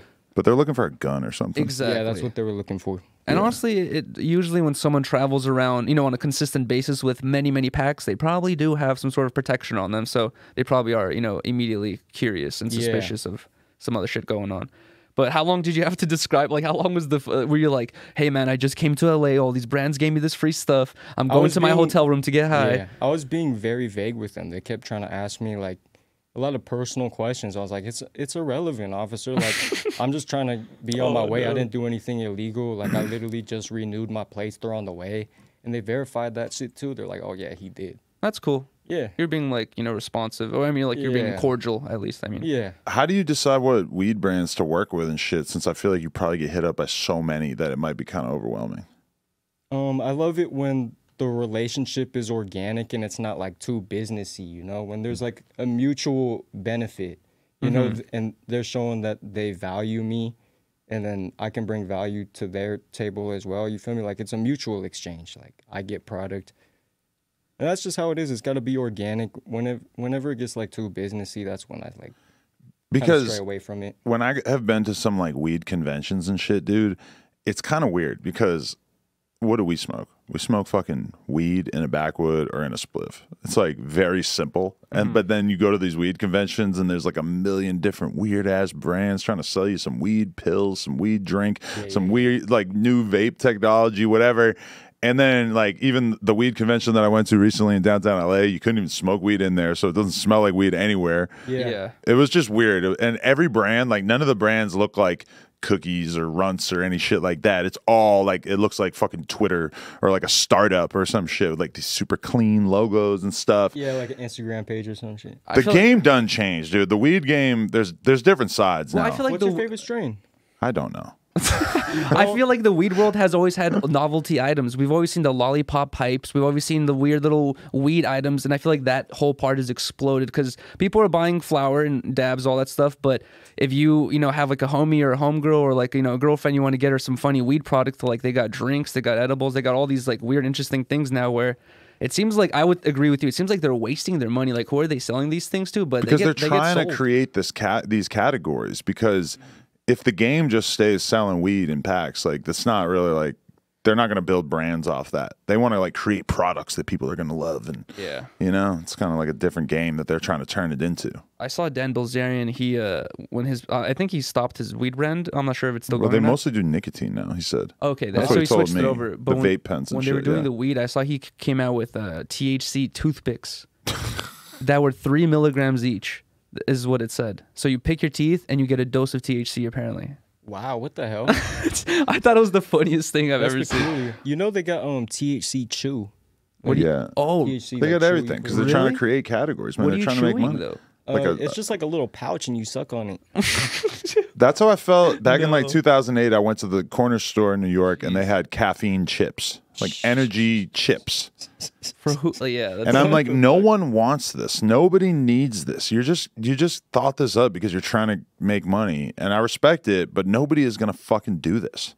They should sell caffeine just like in a white powdery form. I think they do. You can just buy like caffeine pills, but there's You said what the fuck? You're talking about Coke, right? Yeah. No, but I'm saying like you can just buy caffeine pills.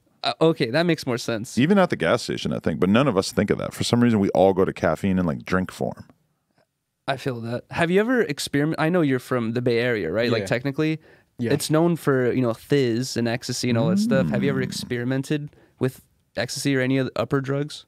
No, I'll tell you guys straight up. The only drugs I've ever done was Xanax, shrooms, and like weed. And then like I did DXM a few times. What's that? It's like the goddamn Robitussin. Oh, actually, yeah, I've sipped real lean too a few times. Like just a few times? Yeah. Not a huge fan, or? I never got into it too heavy, so I never thought like, why would I get into it now if I've never done it before? I saw somebody saying that on the timeline the other day. There's this girl talking about taking pre-workout before she went to the gym, and somebody just responded and was like, if you get into it, you're going to have to quit it at some point, and it's probably going to be pretty hard to quit, so you should probably just not get into it. Pre-workout? Yeah. Wow. It's like, you know what it is? It's like this powder or whatever that people take before they work out, and it's basically like supercharged caffeine and all this other shit that will make you have gnarly-ass workouts. But it's like, if you get used to taking that before your workout, you're going to have to quit it at some point because it's obviously unhealthy and shit. And that's pretty much the best advice for like pretty much any drug. People drink that shit when they're not working out too, like pre-workouts. Yeah. A lot of like the energy drinks now are just as powerful as that shit. Wasn't that Kratom? Like didn't they make Kratom for like a workout? It was like a pre-workout or whatever? Little Kelpy was telling me that Kratom puts you to sleep. He said that he was on Kratom when he got his ass beat and he didn't even feel it. Yeah. Whoa. You know what I'm talking about? Feel it? Yeah. You saw that clip? I saw that. That was funny. What did you think of that? I thought it was pretty funny. You guys are genius. What would you do if Yuriy got up and started swinging on you like that right now? Oh, that would never happen. I'd be sad because I'd be like, damn, Yuriy, I thought you were my brother. Turns out, not so much. I know. Yo, but all right. If someone calls you a bitch, do you have to beat the shit out of them? Do you have to fight? Or could you let it go? I could let it go. That was the problem in that whole thing, is the suspect refused to be called a bitch. Some people, that's like that line of like, disrespect is so hard where it's like, once you cross it, it's like, you've disrespected me. And now it's on camera. It's like, no, it's like, I cannot let this slip by, Yeah. And I feel that it's like I didn't grow up like that, but some people do grow up like that, where they like their boundary of respect is so solid. They're like, dude, you cannot fuck with me, bro. Do not fuck with me at all. Kind of valid. You seen that with Sharp when Eliza called him a bitch? I don't remember. But It was just like lights out. Like he was. I don't think I've seen that. It wasn't good. Interesting. He's just the kind of guy where if you call him a bitch, it's just the whole conversation just stops and addresses that. It's a big deal. Or Flacco told 16, suck my dick. Yeah, stuff like that. That whole conversation stopped right there. Yeah, I think I've seen that one. He spit on him.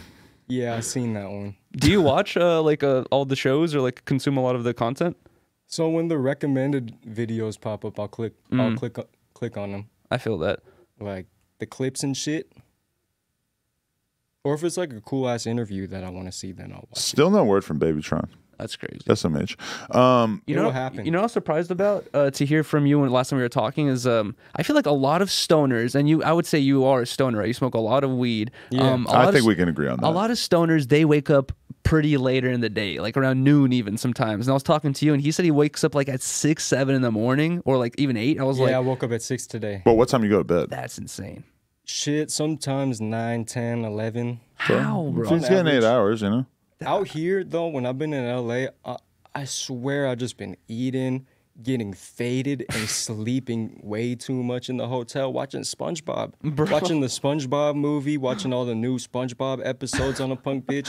So you're serious? You really like get to the hotel and just like find Nick Jr. and just throw on SpongeBob? You find it somehow? I don't even know how you find it. I haven't had cable in so long, so I love like seeing what's on the TV. Like I'll turn on the news channels type shit. That is fun in a hotel, yeah. All the advertisements on the adult channels just be like some serious ass shit. If you got this health problem, take this pill. Yeah. You got this health problem, take this pill. I just rather watch SpongeBob, bro. Like if you put, but then you're watching commercials for like kids' toys and shit, right? And it's fire. Like Legos or something. Fire, yeah. Nah, but when you put on Fox News, those ads start scaring you. Like they are like bad for the vibes. Like scary ads, bro. Because they want you to buy life insurance. They want you to buy medication that's going to make you feel better. They show hecka sick kids and shit. Yeah, that's the worst. Is like trying to convince you to like give money to these starving kids. That's going to make you feel like shit. It's so sad, bro. Like damn near crying watching the advertisements. Like what the fuck, bro? The ones you know what bums you out is the ads that are like, "Are you being sexually harassed in the workplace?" Or like, "Is your boss doing this to you?" or whatever. They're basically trying to like convince you to team up with them for a lawsuit. That's bad vibes, dude. I don't want to fucking hear about that. If you were in this event, then you are entitled to this compensation. Yeah. Call this number. And that's one thing that's good about at least YouTube, and especially YouTube when you have YouTube Premium, so you don't see ads all the time, which I don't even know what the ads are like on YouTube because I had Premium for so long. But at least you don't get that kind of shit, right? No. Yeah. Bro, the ads are so cultivated on YouTube. It's insane. You still have ads on YouTube? I still have. So you're a fucking shithead because you're a streamer. So you're disrespecting your audience because you guys are watching videos together and you still gotta watch that. I have ad block. Oh well, that's fucking Yuriy. Oh, I'm sorry. I have ad block. Yuriy, you can't be a content creator and have ad block. It's hypocritical. You want the people at home to be having ad block off. No, but it's like I'm not gonna force them to turn it off. It's like, but then some people really, I've had people tell me like, "Yo, Yuriy, I sit there and I watch the full advertisement every time, so you can get the most." CPM and you're not possible. giving other people that privilege. Oh my god, are you mad that I don't watch? Okay, I'll whitelist No Jumper and I'll keep that blocks on. Is that fine? I just, it's amazing to me that you felt like it was okay to say that. I feel like that's like an unsaid thing with content creators is that you never admit to using ad block. It's like cheating on your wife. Everyone knows. It says it up in the top right corner. You could see the logo. Everyone I know, has it. and that's why back when I first started streaming, before they had YouTube Premium, I fucking made sure I turned ad block off right away because I didn't want anyone at home to see that I had been using it. Wow. Wait, so you take this to offense, the fact that I have ad block on? No, I'm just faded. I'm fucking faded. You guys want to smack the Woodjamin or no? I'm cool. I'll smack it. Let's go. I'm gonna leave you two alone, no homo, for a second so I can take a piss. Oh shit. It's Goodington. It's Goodington. Shit. Well, here. Well, fuck. Uh-oh. There we go. Okay. Whoa. Is it good? Yeah. Oh. God damn it. Uh-oh. We'll cut this part out as well. Oh, there we go. I think we should be good. We should be good now. But oh shit. One thing I wanted to ask you is last time I was talking to you, I'm not sure if this was on stream or not, but like you said, you live in Antioch, right? And it's like a way different vibe than Los Angeles. There's like farmland and it's like very slower, you know, lifestyle type shit. And I feel like usually when people come from that type of area, they want to go to the big city or, you know, move out. And I was talking to you and you're like, I don't really fuck with like LA. You're like, I kind of like being in my zone over here or whatever it is. Like, it's peaceful back home. Really? Yeah, I just like the vibes better back home. What about LA like specifically that you like don't like? It's too many people, you feel me? It's just not my home. I don't want to be here. Really? Yeah, I mean, I like coming here like on occasion, like for work and stuff. But I don't want to live here. It's too much. It's too fast paced. The traffic's too much too. I feel back that. home it's a lot slower and it's a lot more peaceful. I feel that. So you could see yourself living for the rest of your life in your area or like roughly around your area? I would definitely move at some point. Where? I don't know. Not like a big city though? Yeah, definitely not. Like somewhere in Kentucky? I want to like get some land. That sounds fire. Wait, Hell yeah. Would you grow weed ever? Hell yeah, I want to Really? learn how to do that, have my own land and grow some weed. That'd be fun. You've probably had many offers of people Get some saying chickens. Exactly, get free eggs all day. Yeah. You know, you just got to pluck them out, I guess. I don't know, or just hold them. Has anyone ever thought of being like a trimmer streamer? That sounds very boring. I don't know. I mean, But, I maybe mean- if you're like slapping music and smoking weed and like That's what being I'm hype. saying. Okay, like a lot of people stream them like playing video games and then they're just talking while they're playing video games. And I'm not saying that like trimming weed is as interesting as playing Fortnite, but I mean, it's kind of cool. I could imagine it.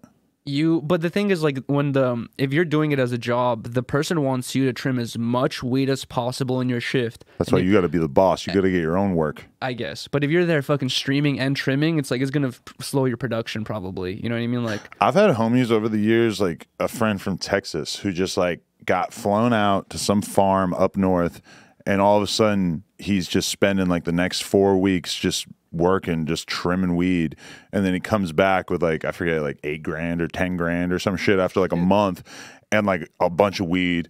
Nice. And I swear to God, this motherfucker spent it all in like an afternoon. That shit was gone in like a day and a half. On Drippington? Probably bought like some clothes. He like gave money to his fucking family, like paid off money, bought a bunch of weed, did some coke, boom, it's gone. oh my god, That sounds so woke. I mean, the dude I'm talking about, if you knew him, you would not be surprised that Oh, he really? blew through the money that fast. Yeah. Have you ever had a trimming job? You Pause. know what? I've trimmed for my homies. Like my homie grew some pack with his dad. Oh, And, interesting. yeah, I just trimmed for him for free, like just because he's my homie type shit. Oh, And it was okay. hella fun. But he gave you like weed probably or Hell something. yeah. Yeah, okay. Hell yeah. That's what I did. I had like a trimming job where they paid me like an ounce or a couple ounces of weed, and Oh, nice. Hell it was yeah. cool. But I realized then I was like, I can't see myself doing this like for many hours It's so consistently. much work, bro. And your fingers, It's bro. so much work, yeah. Your fingers get You tired. gotta wear the gloves. I feel that. You wear gloves? Yeah, Because your fingers get insanely Yeah. coated with it to the point where you almost can't get it all That's off, the right? definition of a finger hash. That's where finger hash came from. Is fools will handle hella weed, and that you get this crust on your fingers. You rip it off and throw it in a bowl. Yeah. You Yes. can't smoke that shit though. Really? You can't. I mean, Well, so I when I have. was trimming for my homies, or not the finger hash, but when I was trimming for my homies, like we couldn't smoke it right after we trimmed it. It had to like cure and dry. Oh, the weed. Yeah. No, yeah, the weed for sure. It has But you to, could like- probably smoke the hash, huh? Yeah, right. Like whatever. Yeah. No, but when we're trimming it, it's already at that point where it's like ready to smoke. Yeah. Because I feel like they keep the leaves on. Because Okay. I've heard that you want like the buds to soak up all the juices from the stems and all the excess leaves, and then once Yeah. it's dry, you cut it off. Is the weed lean cool? You fuck with the weed lean? Yeah, it's fun to just pour up in the store. Yeah, I've noticed that you like that. I love going to the goddamn Walmart, going to the goddamn 7-Eleven, and pouring up the weed lean. But you enjoy the high? It's not like overwhelming because It is overwhelming. I've gotten comatose out the weed lean before. It's that Yeah. strong. I actually know It's it. Me too. overwhelming. Probably because I drank too much, realistically. So one time, I've worked at 2 dispensaries. The first dispensary I worked at, we had this one product, 600 milligram ice water hash gem syrup. Ice water hash syrup, like I've drank 1,000 milligrams to the face just of like regular like THC, and it didn't hit me as hard as this one. This shit had me slumped for like goddamn fucking 17 hours. Jeez. And I was high for like 2 days. What's the most amount of milligrams you've consumed in one of those like syrups? Probably like 1,000. Really?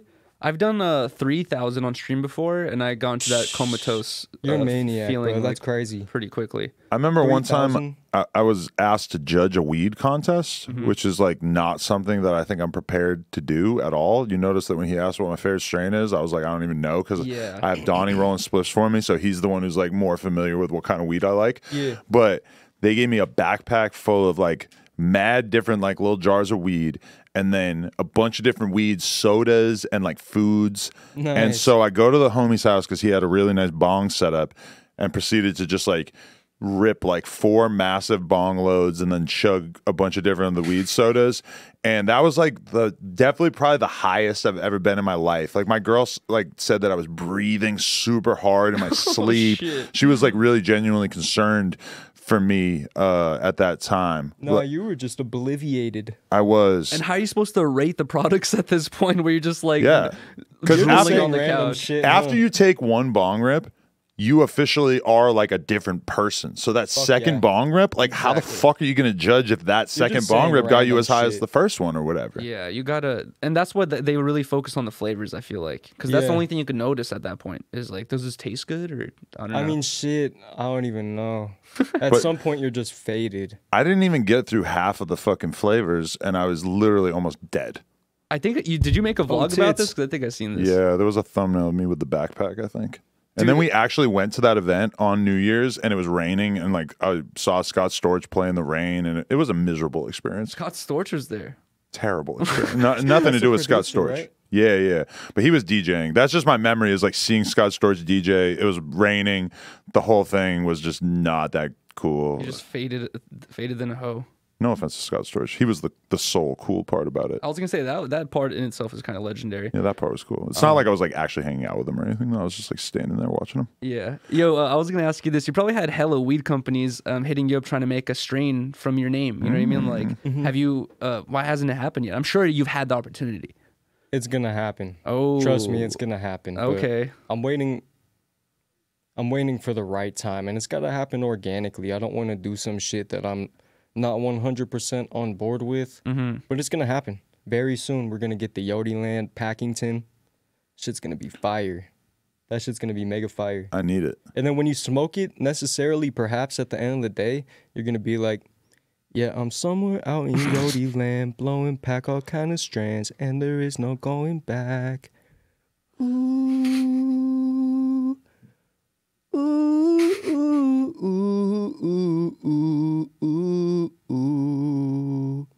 Motherfucker, best believe it. Holy shit. Wow. I could just picture that on TikTok right I now. feel like you're more of a singer than you are a rapper because I noticed that in your songs too. Yeah, you I'm like not to really a fucking hit the rapper. vocals. I couldn't freestyle. Like, I couldn't hop up on this bitch and spit a freestyle. But you write all your own shit. Yeah, it's more, I just punch it in. Like, yeah. Would you ever spin the block and shoot at your ops or like make a drill song or anything like that, or no? No, That's not Yodieland approved? I mean, shit, I listen to music like that, but I would be lying if I was making some music like that. It just wouldn't be me. Do you ever Yeah. feel bad when you're listening to some drill music and they're rapping about smoking on some kid that you don't even know? And you're singing along and it sounds hard as fuck, but then you kind of feel bad. Shit. I guess I haven't really listened to that kind of music in a minute. I've been listening to a lot of Larry June and Baby Smooth. Yeah. Yeah. They're not killing anyone, really. They don't really rap about that shit too heavy. Yeah.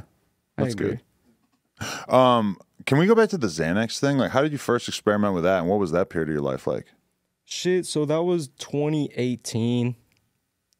That was a peculiar moment of my life, you feel me? I was depressed and stressed out at that moment of my life.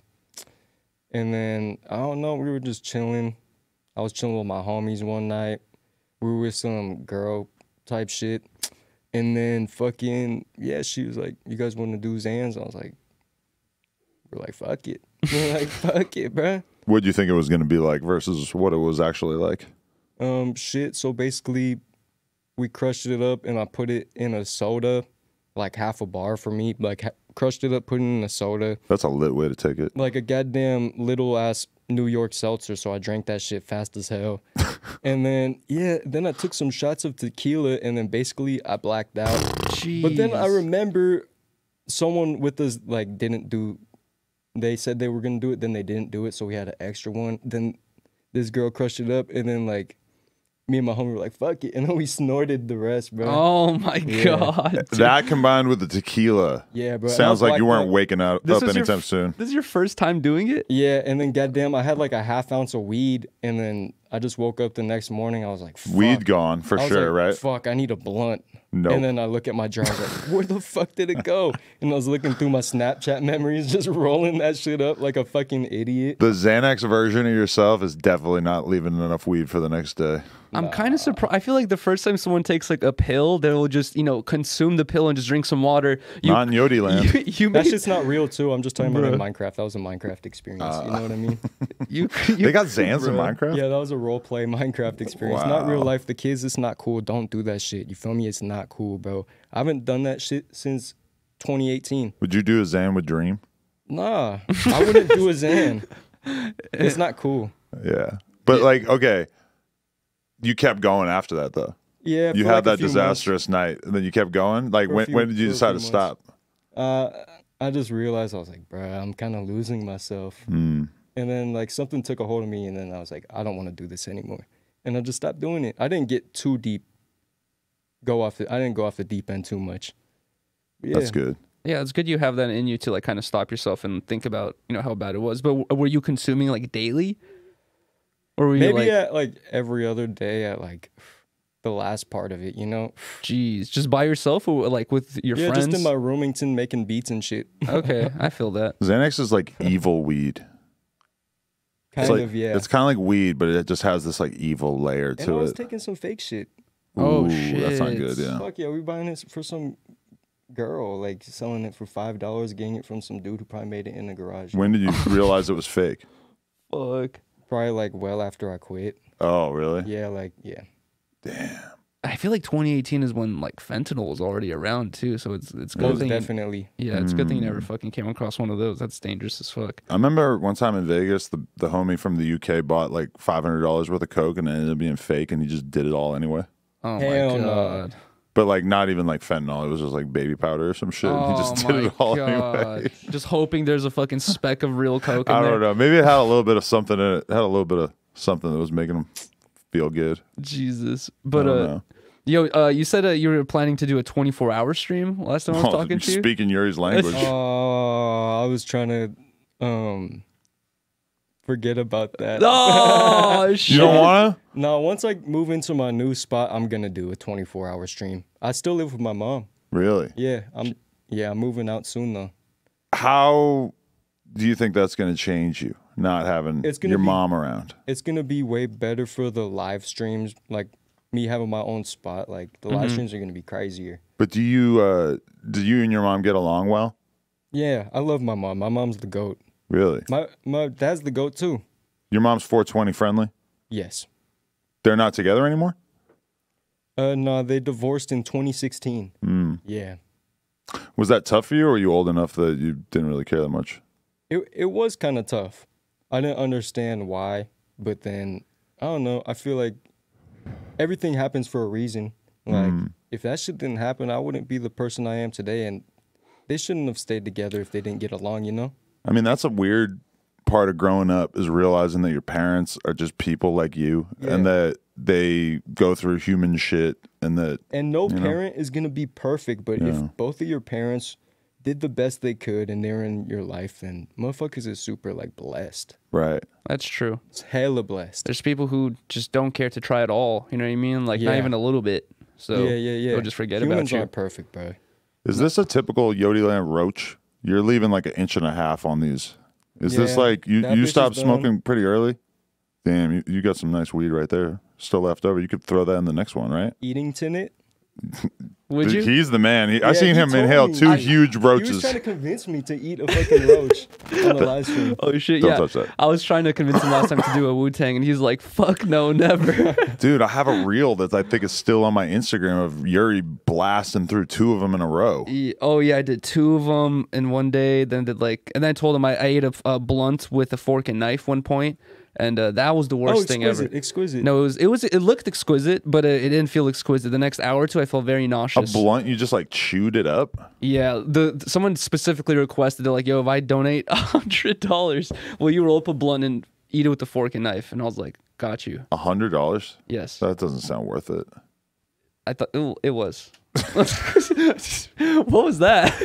I don't know. Sometimes I just get this energy and I have to let it out. I feel that. I liked it. No, yeah. You know what it reminded me of? Those emo people dancing under the bridge. They're not emo, they're goth. The goth people. Sorry. Oh, okay. Yeah, all that's right. woke. Sorry to make that. Shout out to the emo It's the people same out there, thing, best honestly, in believe. most No. people's eyes. No. I know you've gone through this argument before. You go to an emo show? Yeah, I know. Doesn't it sound familiar? Yes. You go to an emo show and a goth fuck show, with it's different AFI? vibes. AFI, I mean, a little bit. I know a few of their big songs, but not like a huge fan. You fuck with them? They're the first concert I ever went to. They were dope.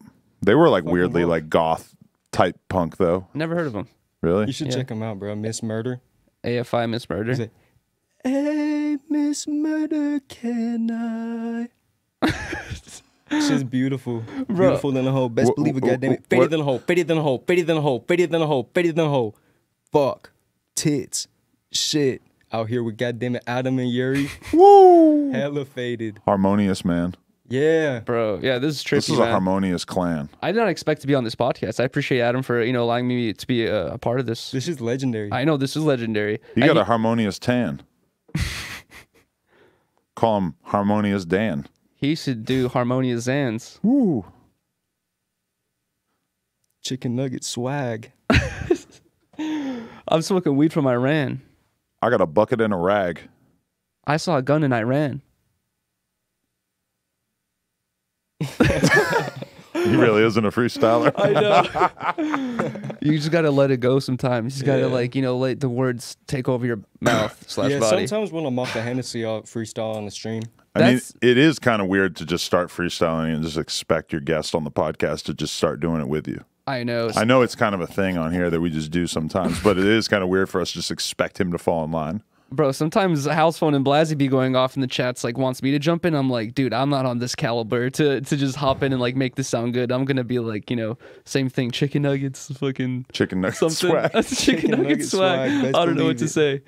But, no, yeah, I feel that. Yo, what's your, like, out of all the videos you've done, what's your worst memory, like, of, like, the worst experience where you came out to film a video for the YouTube channel and you went home going, like, holy shit, that was a shit show. It was the 7-Eleven interaction when I got pissed at that kid.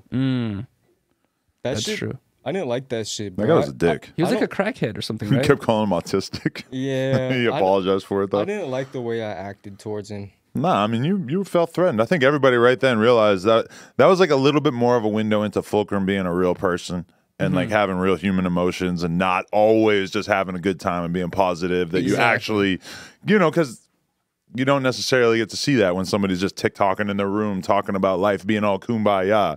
They never got ran up on at the 7-Eleven when they were just trying to pour some weed lean. Yeah, for real.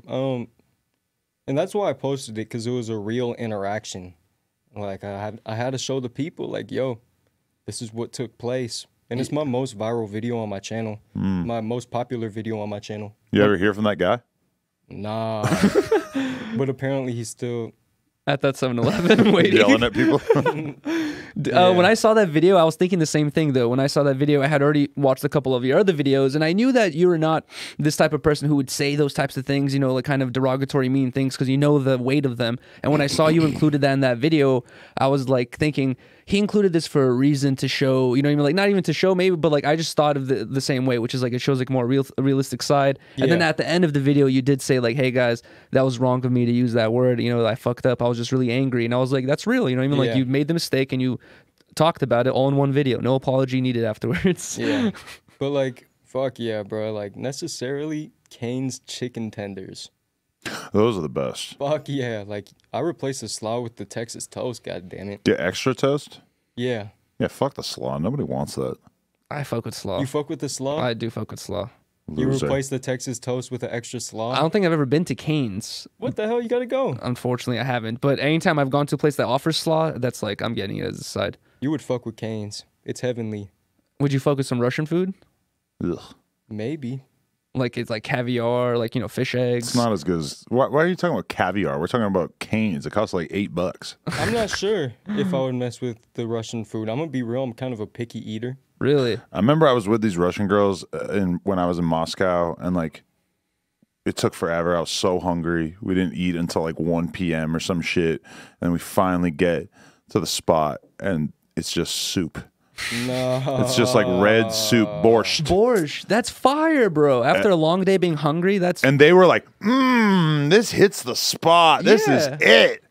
And I'm just like, dude, I'm an American. I want like 5 eggs, 2 pieces of toast, and a bunch of meat. Bro. A hamburger. You guys, I don't want red soup. I think we eventually got some like more substantial food, but it was not much. you chose to starve and you didn't eat it? I ate some, but Okay. I mean, it wasn't exactly satisfying. I would try it, come bro. on. It's I would good, try bro. it. It's fire. It's good shit. Not when you're starving. Because I try shit, but sometimes I'll just take one bite and be like, nah. You're just over it. Do you have anything from your past that you're like worried is going to come up that maybe we should just intercept right now? You want to apologize for anything that like might leak in the future? Not necessarily. Yeah, hella funny, my friend. There's always that narrative though with YouTubers where they're like beloved, and then something comes up, and they're like, "Oh, he said that he loved Hitler on Twitter in 1994." Oh my god. Just want to like try to like The articulate. purpose and mission is always the same. Trying to let people know the truthington. The truthington. Bro, you know what I'm really jealous of you for is the fact that you have the easiest age to keep up with because it's 2023. Yeah. He's 23. So 2018, you were 18. It's just so Yeah. easy to fucking I was assume. born in 99. Oh, interesting. Okay. You have like the perfect age group where your age goes along with the years. Yeah. Interesting. You know what? I was always lucky like that too, because in 1999 I was in 9th grade. Oh, really? Yeah, 1991 I was in 1st grade. Did you watch Star Wars when it came out in 1999? No, but I know that that's where you got your name from. Yeah. Really? Yeah. I didn't know that. Bless you. I was in my mother's room when she went to. Oh, bless you. Thank you. I was in my mother's room when she went to see Phantom Menace in the theaters. Damn. Yeah. You know what? I'm lying because I actually went to the movies when I was in 8th grade with a bunch of people and saw that. Yeah. But I remember not really liking it. And I remember like a few years before that, I had tried to watch the first Star Wars and just really like, I didn't get into it. And that was basically like when I decided I'm just not going to watch Star Wars. And I haven't tried since. They're old should watch movies, it. realistically. I would like to because I don't want to be left out of the It's conversation. woke, man. It's fucking woke. You know, Is woke good? Yeah. What's your definition of woke? Like awesome. I like that definition. the best. It's like awesome, bro. That's sick. Hell yeah, I fuck with that. I've heard you say before when we were hanging out, you're like, I'm a bot. He's like, and I was like, what do you mean by that? You're like, I don't know, I'm just a bot. I was like, what do you mean you're a bot, dude? Yeah.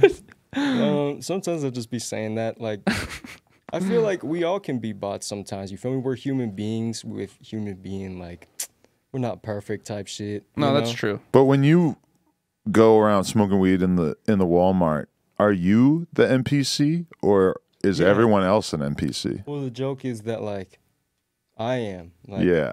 Yeah. That's Patrick CC kind of articulated that. You're like the random guy who's just smoking weed in the Walmart Yeah. for some reason. Yeah. But I love doing that shit. That shit is so fun. Nowadays it's harder though. Nowadays it's harder. Kids follow me and shit. But when you're doing those videos and you're like kind of like selecting from a relatively limited menu of different catchphrases, that kind of makes you have a little bit more of an NPC vibe at that moment too, because usually the NPC only says so many things. That's true. Yeah. How you I feel feel like about I gotta switch it up. How you feel about AI? I don't know. It's kind of scary, huh? Have you seen Chat GPT?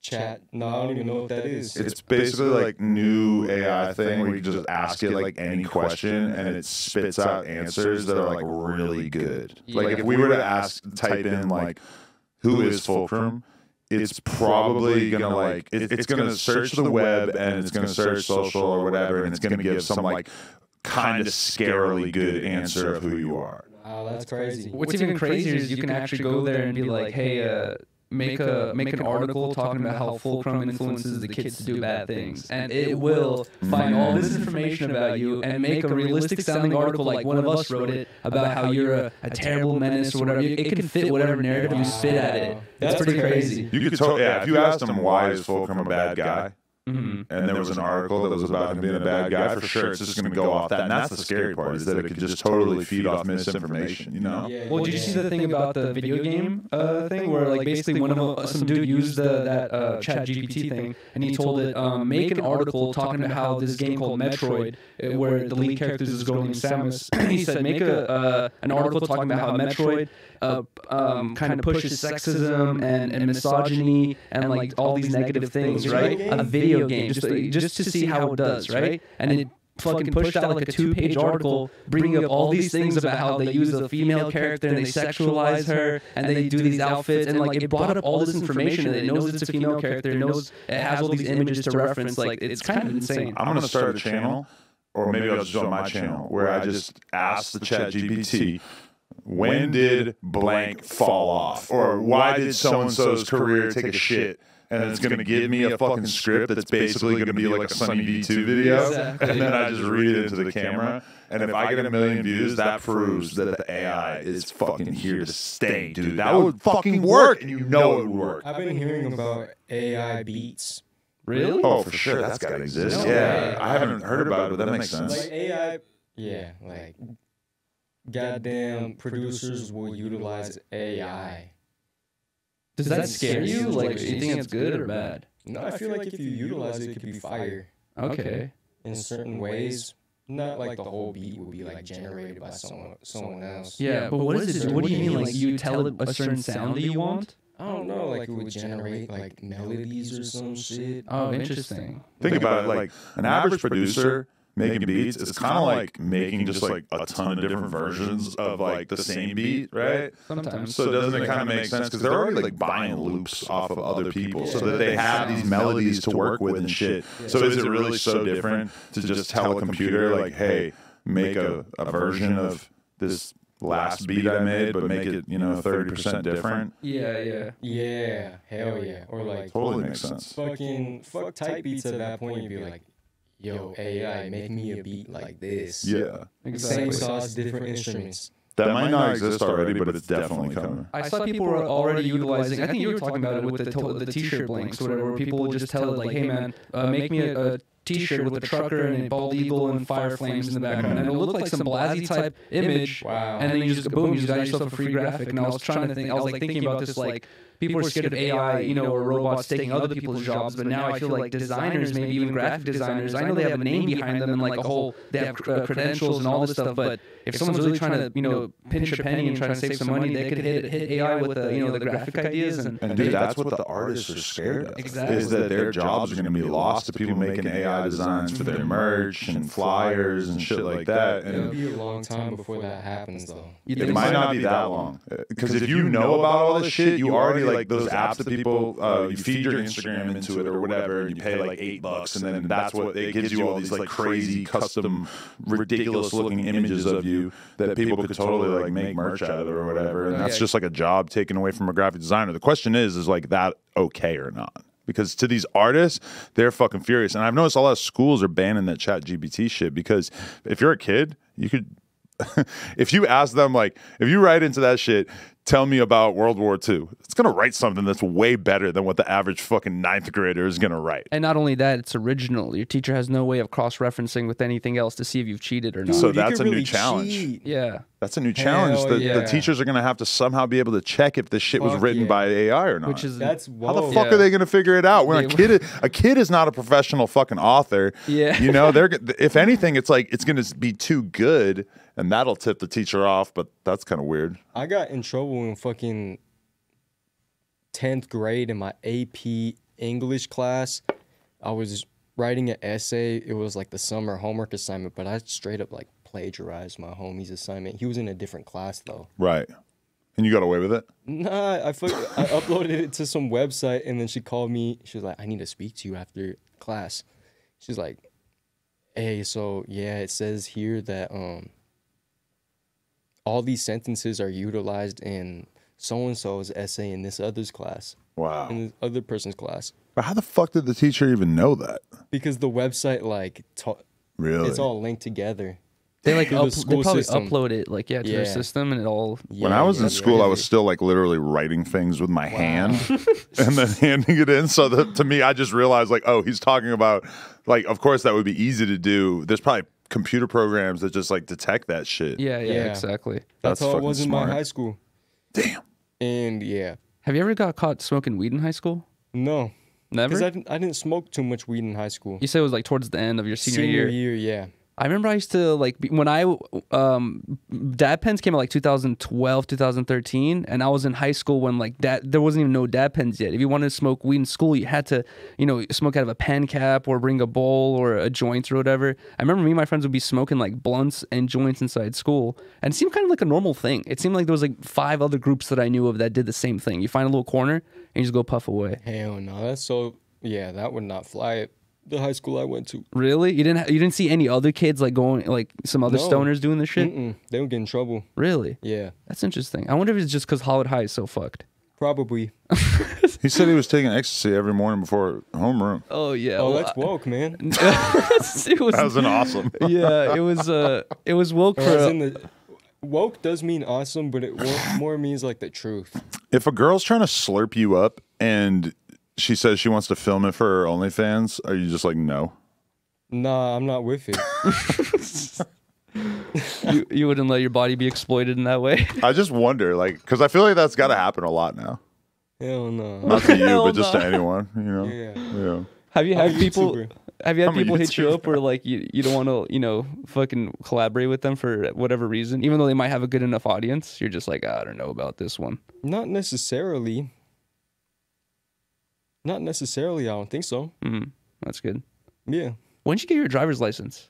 When I was 16 years old. Bro, everyone, like my girlfriend's from that area, everyone in that area has to get their license like at 16 because you live in like buttfuck nowhere farmland, so you got to drive so far away. Yeah. I feel like everyone out here gets their license at like 18 or if not later. I That think was a long time ago. a lot of people get their licenses like in their 20s even out here.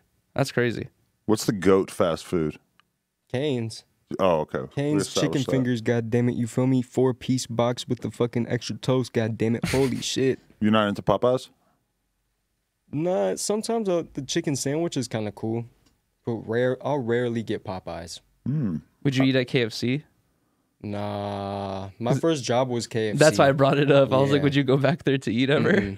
Because you know what happens behind the scenes. You see how gross it Is is. it that bad? The one I worked at was pretty gross. No. Really? So you would never eat there? Yeah, in Minecraft though. In Minecraft though. Yeah. How much time you actually spend playing Minecraft?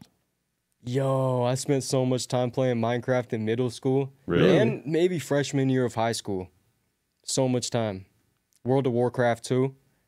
World of Warcraft, I put 3,000 hours in that shit. Minecraft, probably way more than 3,000. What do you think it taught you about life?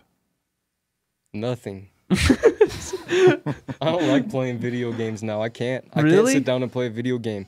Unless I'm on stream, I'll play Fortnite. Okay. But I can't sit down and play a video game. Really? Yeah.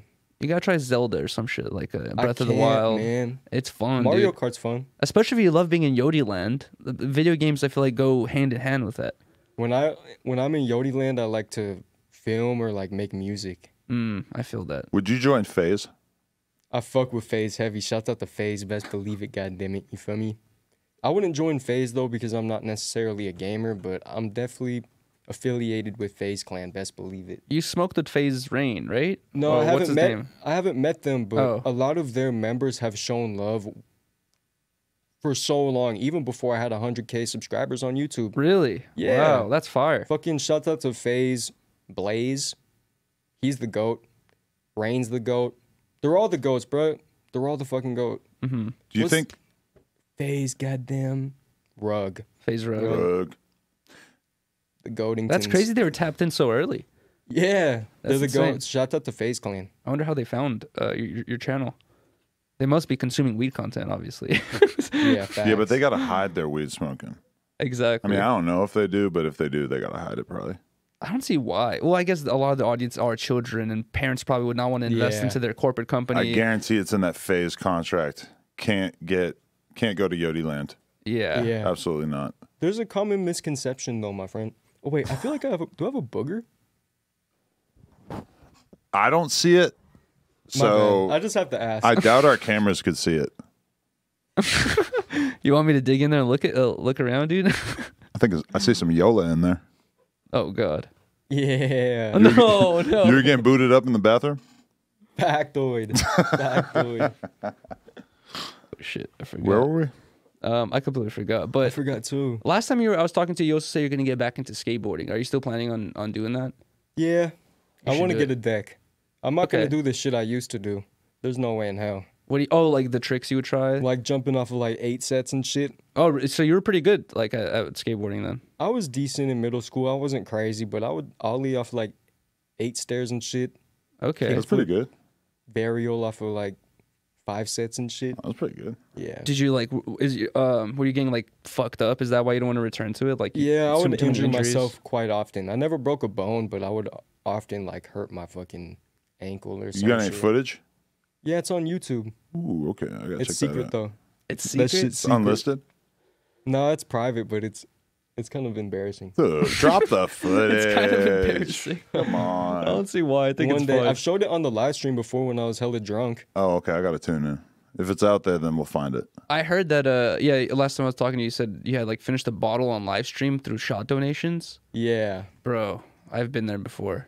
Are you still continuing to do that? Nah, no more shot donations. That was a one time thing. Oh, that was only once. Yeah, I only did it once. Fuck that. That's like shit. his whole life. Were you planning on finishing the whole bottle? Yeah. Jesus. But I did it Christ. hella quick because they kept donating like in the first fucking 2 hours of the stream, bro. $50 donation, $50 donation. And that's when I had like 40K subs, 50K subs. Like, I remember when I. yeah, that's when I had like 50 fucking K subs. Oh, that's when you did that stream. Damn. Yeah. I remember when I was doing those types of streams and I lived at my parents. My mom and my dad would be tripping on the noise level. They'd be like, "Bro, keep it the fuck down in there." Like, is that why you want to move out? Are you dealing with that? Like, where she's just like, our lifestyles kind of collide. mm-hmm. My sister's raising her daughter and shit. But Okay. I fucking love my family, bro. I love my family. Me and my mom get along great. If we lived together, we would hate each other. Yeah. Right. Yeah, our lifestyles clash for sure. Yeah. That makes sense. That's But why I'm moving out. I've been applying at different spots, but it's just hard. I don't have a rental history or anything. But it's gonna happen. I've been applying at hella spots. Fire. Just need somebody. You need a realtor who's familiar with Yodieland. Yeah, I got to be able to blow Packington in the spot too. That's a challenge. I had to buy this whole building just so we could get high in here. Yeah, that's crazy. It's a beautiful facility. Appreciate it. But like a lot of, office space that a similar company to ours would get to do this kind of content just really isn't. It's not going to work. If there's a dentist on the next floor, Yeah, hell nah, they're not going to deal with it. You need a whole Yeah. private area. Which You makes it remember so much Santa more Barbara or Santa Monica Boulevard? yeah. That was We could not smoke during the interviews, which would have made interviews like this very hard. Nori came through with like 30 dudes, and one of them faced a joint in the bathroom. I was gonna say people are Whoa. going to the bathroom. They were ready to fucking lynch Whoa. us after that dude. That's That was- fucking woke. It was funny. It It's was so not funny good. because it's like an office building and there's many other companies there, and they went to the fucking hallway bathroom to go smoke in that Hell bathroom. nah. That's some Yodieland Yeah, shit. that was was. crazy. That's some Oh, him yeah, shit. it was. The truth of Yodieland. That's what I was talking about before I had the booger. The truth of Yodieland isn't about being faded and just being like fucked up. Yodieland is the present moment type shit. You feel me? Like shit, I've been sober and been in Yodieland my whole life. Ah, Oh. You feel me? what was the item of choice for Yodieland? An alcoholic drink or a blunt? Well, there are definitely tools once you're in the space. Yeah. Paper plane or goddamn Woodgerman's valid. I feel that. If you had to give a TED talk, would you get high before it? Nah, I would. They'd be like, Fulcrum, you can't smoke. Okay, Fulcrum, you can't smoke. I'd be like, okay. No, You're I mean right. you could smoke in the car on the way there. I mean, Nah, but they're telling me, Fulcrum, you can't smoke on the stage. I'd be like, for sure, for sure. Right. And in the middle of that bitch, I just whip out my dab my dabbington device and take a dab. Well, that is a good idea. Yeah, I like that. Have it preloaded. But just generally speaking, if you were facing wood in the car, do you think that it would like make you kind of like self-conscious and weird on stage, or would you just run it? I would run it. I was facing woods before I came here. Yeah, but this is a pretty laid-back environment. Yeah, true. There isn't like a audience. I did a live podcast called Kill Tony one time. It's like people come up and like from the audience and they do like a couple minutes of stand-up, and then I'm part of like a panel where we have to like review their stand-up, and we smoked a ton of weed beforehand, and I do not think it was a good thing for my performance. Were you like nervous? I was just in my head, couldn't think of shit to say. Just There's felt so many weird. people staring at you. Yeah, dude, and you're sitting next to professional comedians, and they're like funny as fuck and not high. Yeah. And you're sitting there like a normal human that just does not think of like insanely funny jokes on demand, just like feeling so outclassed. Was that recent? Nah, that was like many years ago. Yeah, if you're sitting in a room of comedians, like, and your only participation in the conversation is yeah, no, haha, cool, like, it's gonna be called out really quick. Dude, I've done this a bunch of times where I'm podcasts with a bunch of comedians, and you just feel like, damn it, like nothing will make you feel less funny than that. You're like, what the fuck can I say? You got to try to hold it down and just be you. Comedians. But also, like, you got to try to like, you got to hold it down and be you, but you got to try to not, you know, overstep. Exactly. You got to let them be funny and maybe not be all up in the mix all the time. But then they can call you out for being too quiet. They can be like, what are you doing over there? You haven't said a word. And then it's all, you know, everything's on you at one point. It's like being a normal chick in a room full of supermodels. You just start to feel like shit about yourself. You can't help it when everybody's looking like a fucking hourglass figure, you know? Have you ever been to a comedy show, like a stand-up thing? No, I haven't. I feel like you would enjoy it. That shit's funny as hell. You should do stand-up. Yeah, my jokes would be hella fucking dumb. My jokes would be hella dumb. I just start dancing and shit. I like that, though. Come out to a song, do a dance for a couple minutes. You only got to be up there like 8 minutes. That's gonna be the longest 8 minutes of your life. Hello, my Pretend name like is. I shit my pants or something. Oh no, dude. Yeah. Would you actually shit your pants just to get yourself out of there? Like I have a reason to leave? No, I would just pretend to shit my pants and then take some dabs. I mean, I was saying this the other day, if you're down to shit your pants in public, you can just always be the funniest fucking dude. Because what's funnier than that? Getting diarrhea and just going out in public with white jeans on and just shitting your pants, like that's the funniest shit you could possibly do. The You cherry seen the on video I did? Did you shit your pants? Yeah, I went to Lowe's and I was not feeling good. I was gonna say you're I didn't know describing one of this. his videos. It's one of my most popular videos on YouTube. Fuck, I didn't see this, but you shit your pants visibly? Yeah, the thumbnail's me laid out on the Lowe's floor, and you can see my denim light blue pants and the diarrhea seep through the denim, man. Was YouTube friendly to this? Yeah, Is they it promoted monetized? this one. They promoted this one. I can't believe I didn't know this. Fuck. They promoted this one. Shouts out to YouTube, you feel me? That video is definitely interesting. They And I are realized, very irrational in what they monetize and demonetize. yeah. It's because of the thumbnail, bro. It was a good thumbnail. It was me laid out on the floor. You could see the shit in my pants, and then I put like a red circle an arrow? around the pants. Yeah. What'd you title it? I had a terrible accident while faded or something. I don't remember. See, there you go. You got to dance around what's actually going on. Yeah. Because if you said Yeah. I got high as fuck and shit my pants, it's not gonna work. You heard of like TubeBuddy? No, what's that? I've been using this Google Chrome extension TubeBuddy since 2019. Helps you come up with yes. titles. It rates your title out of 100, lets people know if like people search it. Interesting. Yeah, it will rate it out of 100. It will let you know what hashtags are valid to use and stuff. I remember It's pretty good. Camgirl used to use TubeBuddy. She told me about it a long time ago. No, I remember her pretty use it. She's the one who showed me to use it for tags on your Okay, video. yeah. Oh, yeah, but yeah, I those never knew tags. you could use it for your title. Yeah, they got a keyword score. Interesting. That's pretty dope. And it's like $8 a month or like something like that. Maybe 15 now. I don't know. I paid the yearly thing. Oh, it was pretty okay. expensive. Damn. And that's who told you to put faded in the title? Nah, Or terrible accident? I just realized that whenever I put faded in the title in a certain way, it would rate it 100 out of 100.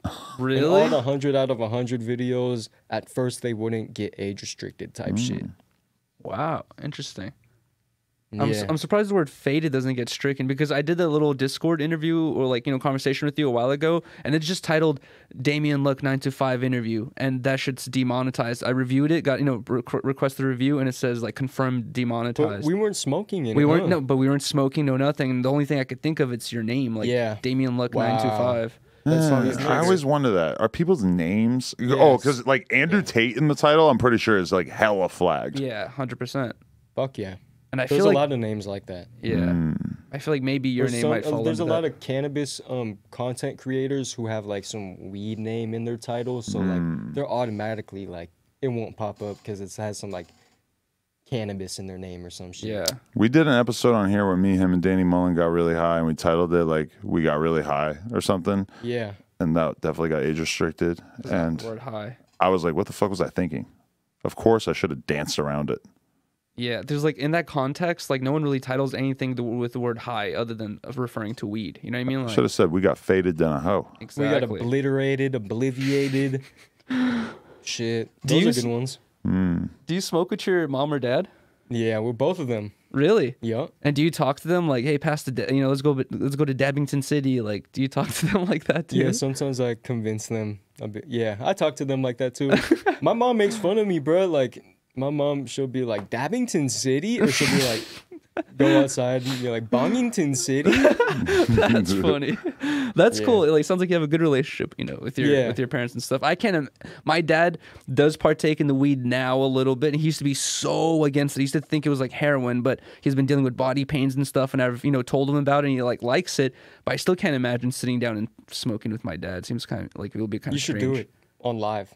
Oh my god, smoking with my dad for the first time. Because then they're gonna realize how Russian you are. I know. Yeah. I just assume. I haven't met your dad, but I feel like he was just probably Russian as fuck. Yeah, I feel like he would want to be there for like 5 minutes tops. Then he'd be over it. He'd be like, "What the fuck? I'm out of here." Yeah, he's gonna be looking at the chat, and they're all gonna be calling him gay or something, and he's gonna be so bummed. They're gonna be talking about orange Yuriy. Yeah, exactly. They're gonna say every embarrassing thing ever. You gotta hide the chat if your dad's in there. My dad was on my live stream. Really? How do you feel about the chat? They liked him. They like my dad. He's funny. Was He's he like a spitting image of me? I feel like I'm gonna sneeze again. What the fuck? Was the chat being like cool? Because I know they could be sometimes, kind of rude or toxic. They weren't like saying anything outlandish to your dad. They were being very nice to my dad. That's nice. That's good. Shout out to the chat. Yeah, you feel like, have you noticed like a toxic element in your chat, or is it mostly positive? After the mega growth, yeah, there's a little bit of, like bad vibes type shit, but I just ignore it. You feel me? Like, I've definitely gotten like L trains before, but shit, we're human beings. Like, it is what it is. It's just like how the internet is. I don't let it. Do they call you Fulcrum? Sometimes. Damn. Sometimes. It's just how the internet is, but it's mostly love, bro. Like the Yodie gang, I love my fucking community. I love the Yodie family. Do you see Yuriy trying to like roll up your weed here? I'm not trying to roll. I'm just getting my fingers busy with something while I'm like no, you're fucking gonna try to roll up his weed, No, dude. I'm not. He gifted me weed right there. I don't have to roll this smell weed. it. All right, let's go. Let's smell this weed.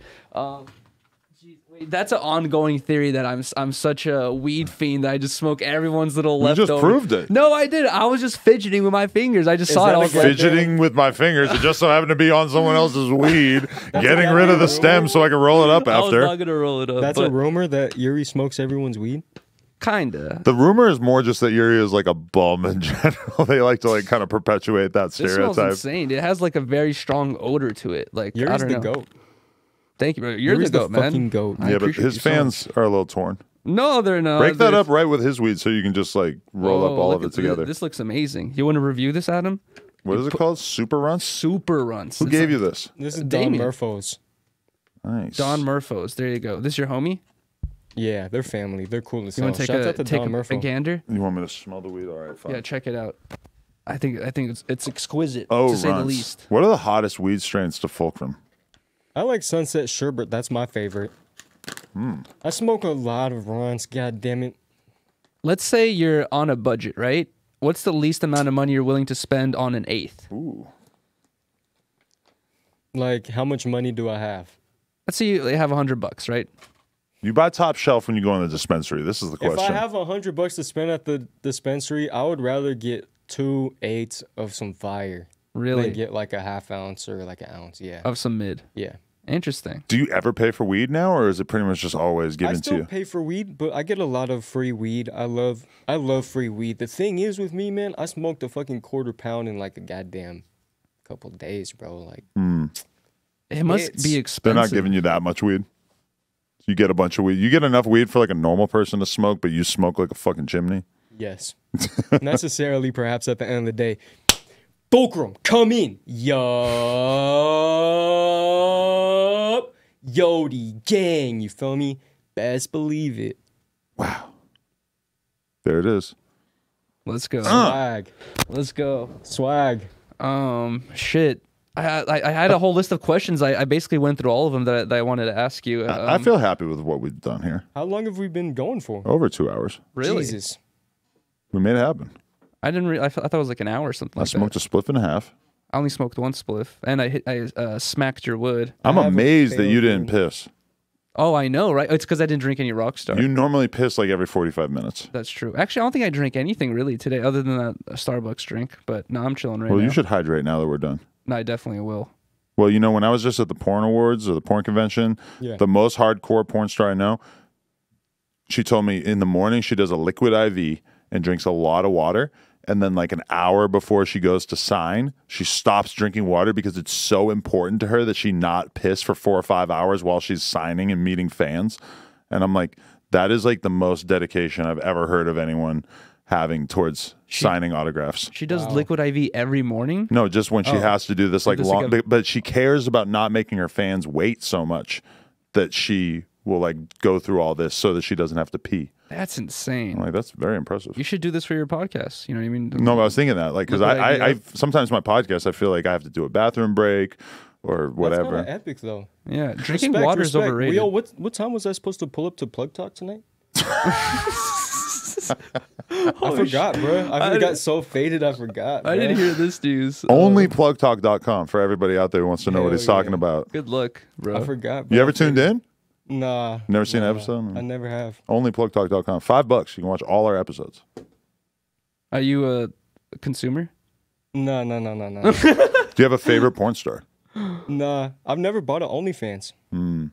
That's a good rule to Well, follow. now that you're rich, maybe you could. Do you think Find I one. should spend like drop a rack on some OnlyFans? Maybe not a rag. Maybe start with like $5. Okay. Yeah. Damn, you probably got famous ass OnlyFans girls in your DMs. No. No? Well, after this, you will. Do you have I just like? be in Yodieland. Just I don't be in kick it Yodieland. with Selena Powell. Okay. Do you have like past girls that have left you in the dust, and then now they're hitting you back up, going like, "Hey, how you been? Like, what's up?" Nah. Really? Yeah. When he was broke, they didn't want him. Now he's hot. They all own him. Facts. Yeah, facts. There's girls who dubbed me in the past and now they want to mess with me type shit. Do you respond though, like, or not at all? You just think it's funny? I think it's funny, yeah. You know what you do? Meet up with them, steal their wallet. You think so? Yeah. That's smart. Go get some gas on their card. TJX6 shit. Yeah. You know what's funny is my girl's like from your area, right? Also the Steal Bay Area. his girl's wallet, yeah. No, don't steal her. No, her okay, wallet. sorry. I was saying that when we first were linking up, I had never met her before, and I just knew she was in the Bay Area, and I thought it was a setup, and someone's trying to rob me because I didn't know too much about the Bay Area other than bipping and That's robberies. funny. But I talked to you, and you said your area is pretty chill, even though Antioch, I've heard it has a pretty bad reputation for it. Yeah. I always hear about Antioch on Swamp Stories. The Dude. area, there's good and bad parts of Antioch. But Antioch, yeah, Antioch is active for sure. Do you watch Swamp Stories? No, I don't even know what that is. Oh, it's a YouTube channel about all the, well, they sort of specialize in all the different beefs between gangs and shit up in NorCal. Oh, wow. So you could learn a lot about. But I feel like Antioch some is. homework to do. I feel like he'd be clowning Antioch and being like, "Oh, these pussies are from Antioch. They're not from this place." Really I interesting. think, but I might be wrong. Maybe it's a super hood place. I don't know. I don't know. But the thing, it's weird. It's like you drive around and like it seems like a pretty decent area, but then I see memes and I hear stories of like, you know, or just see reports of crazy shit happening. You never had to like someone try to bring you into their gang or like, you know, like, yeah, you never had to deal with any of that type of stuff I hear gunshots, though. at every like from your house. Yeah, Holy like I used to shit. live in this one house in Antioch, and I would always hear gunshots like on the daily. No way. Yeah, But the area I live in now is probably just like on occasion. If you become a famous rapper, you kind of like have to join a gang. It's cool that if you become a popping YouTuber, you don't have to. Yeah. I guess. You don't like have to join, but there's definitely some pressure. Protect Fulcrum at all costs, I guess is what I'm trying to say. I don't do that stuff. That's good. I just smoke hella weed, man. I don't sell weed. I just smoke hella weed. Is there anyone that like you would love to chief with one day?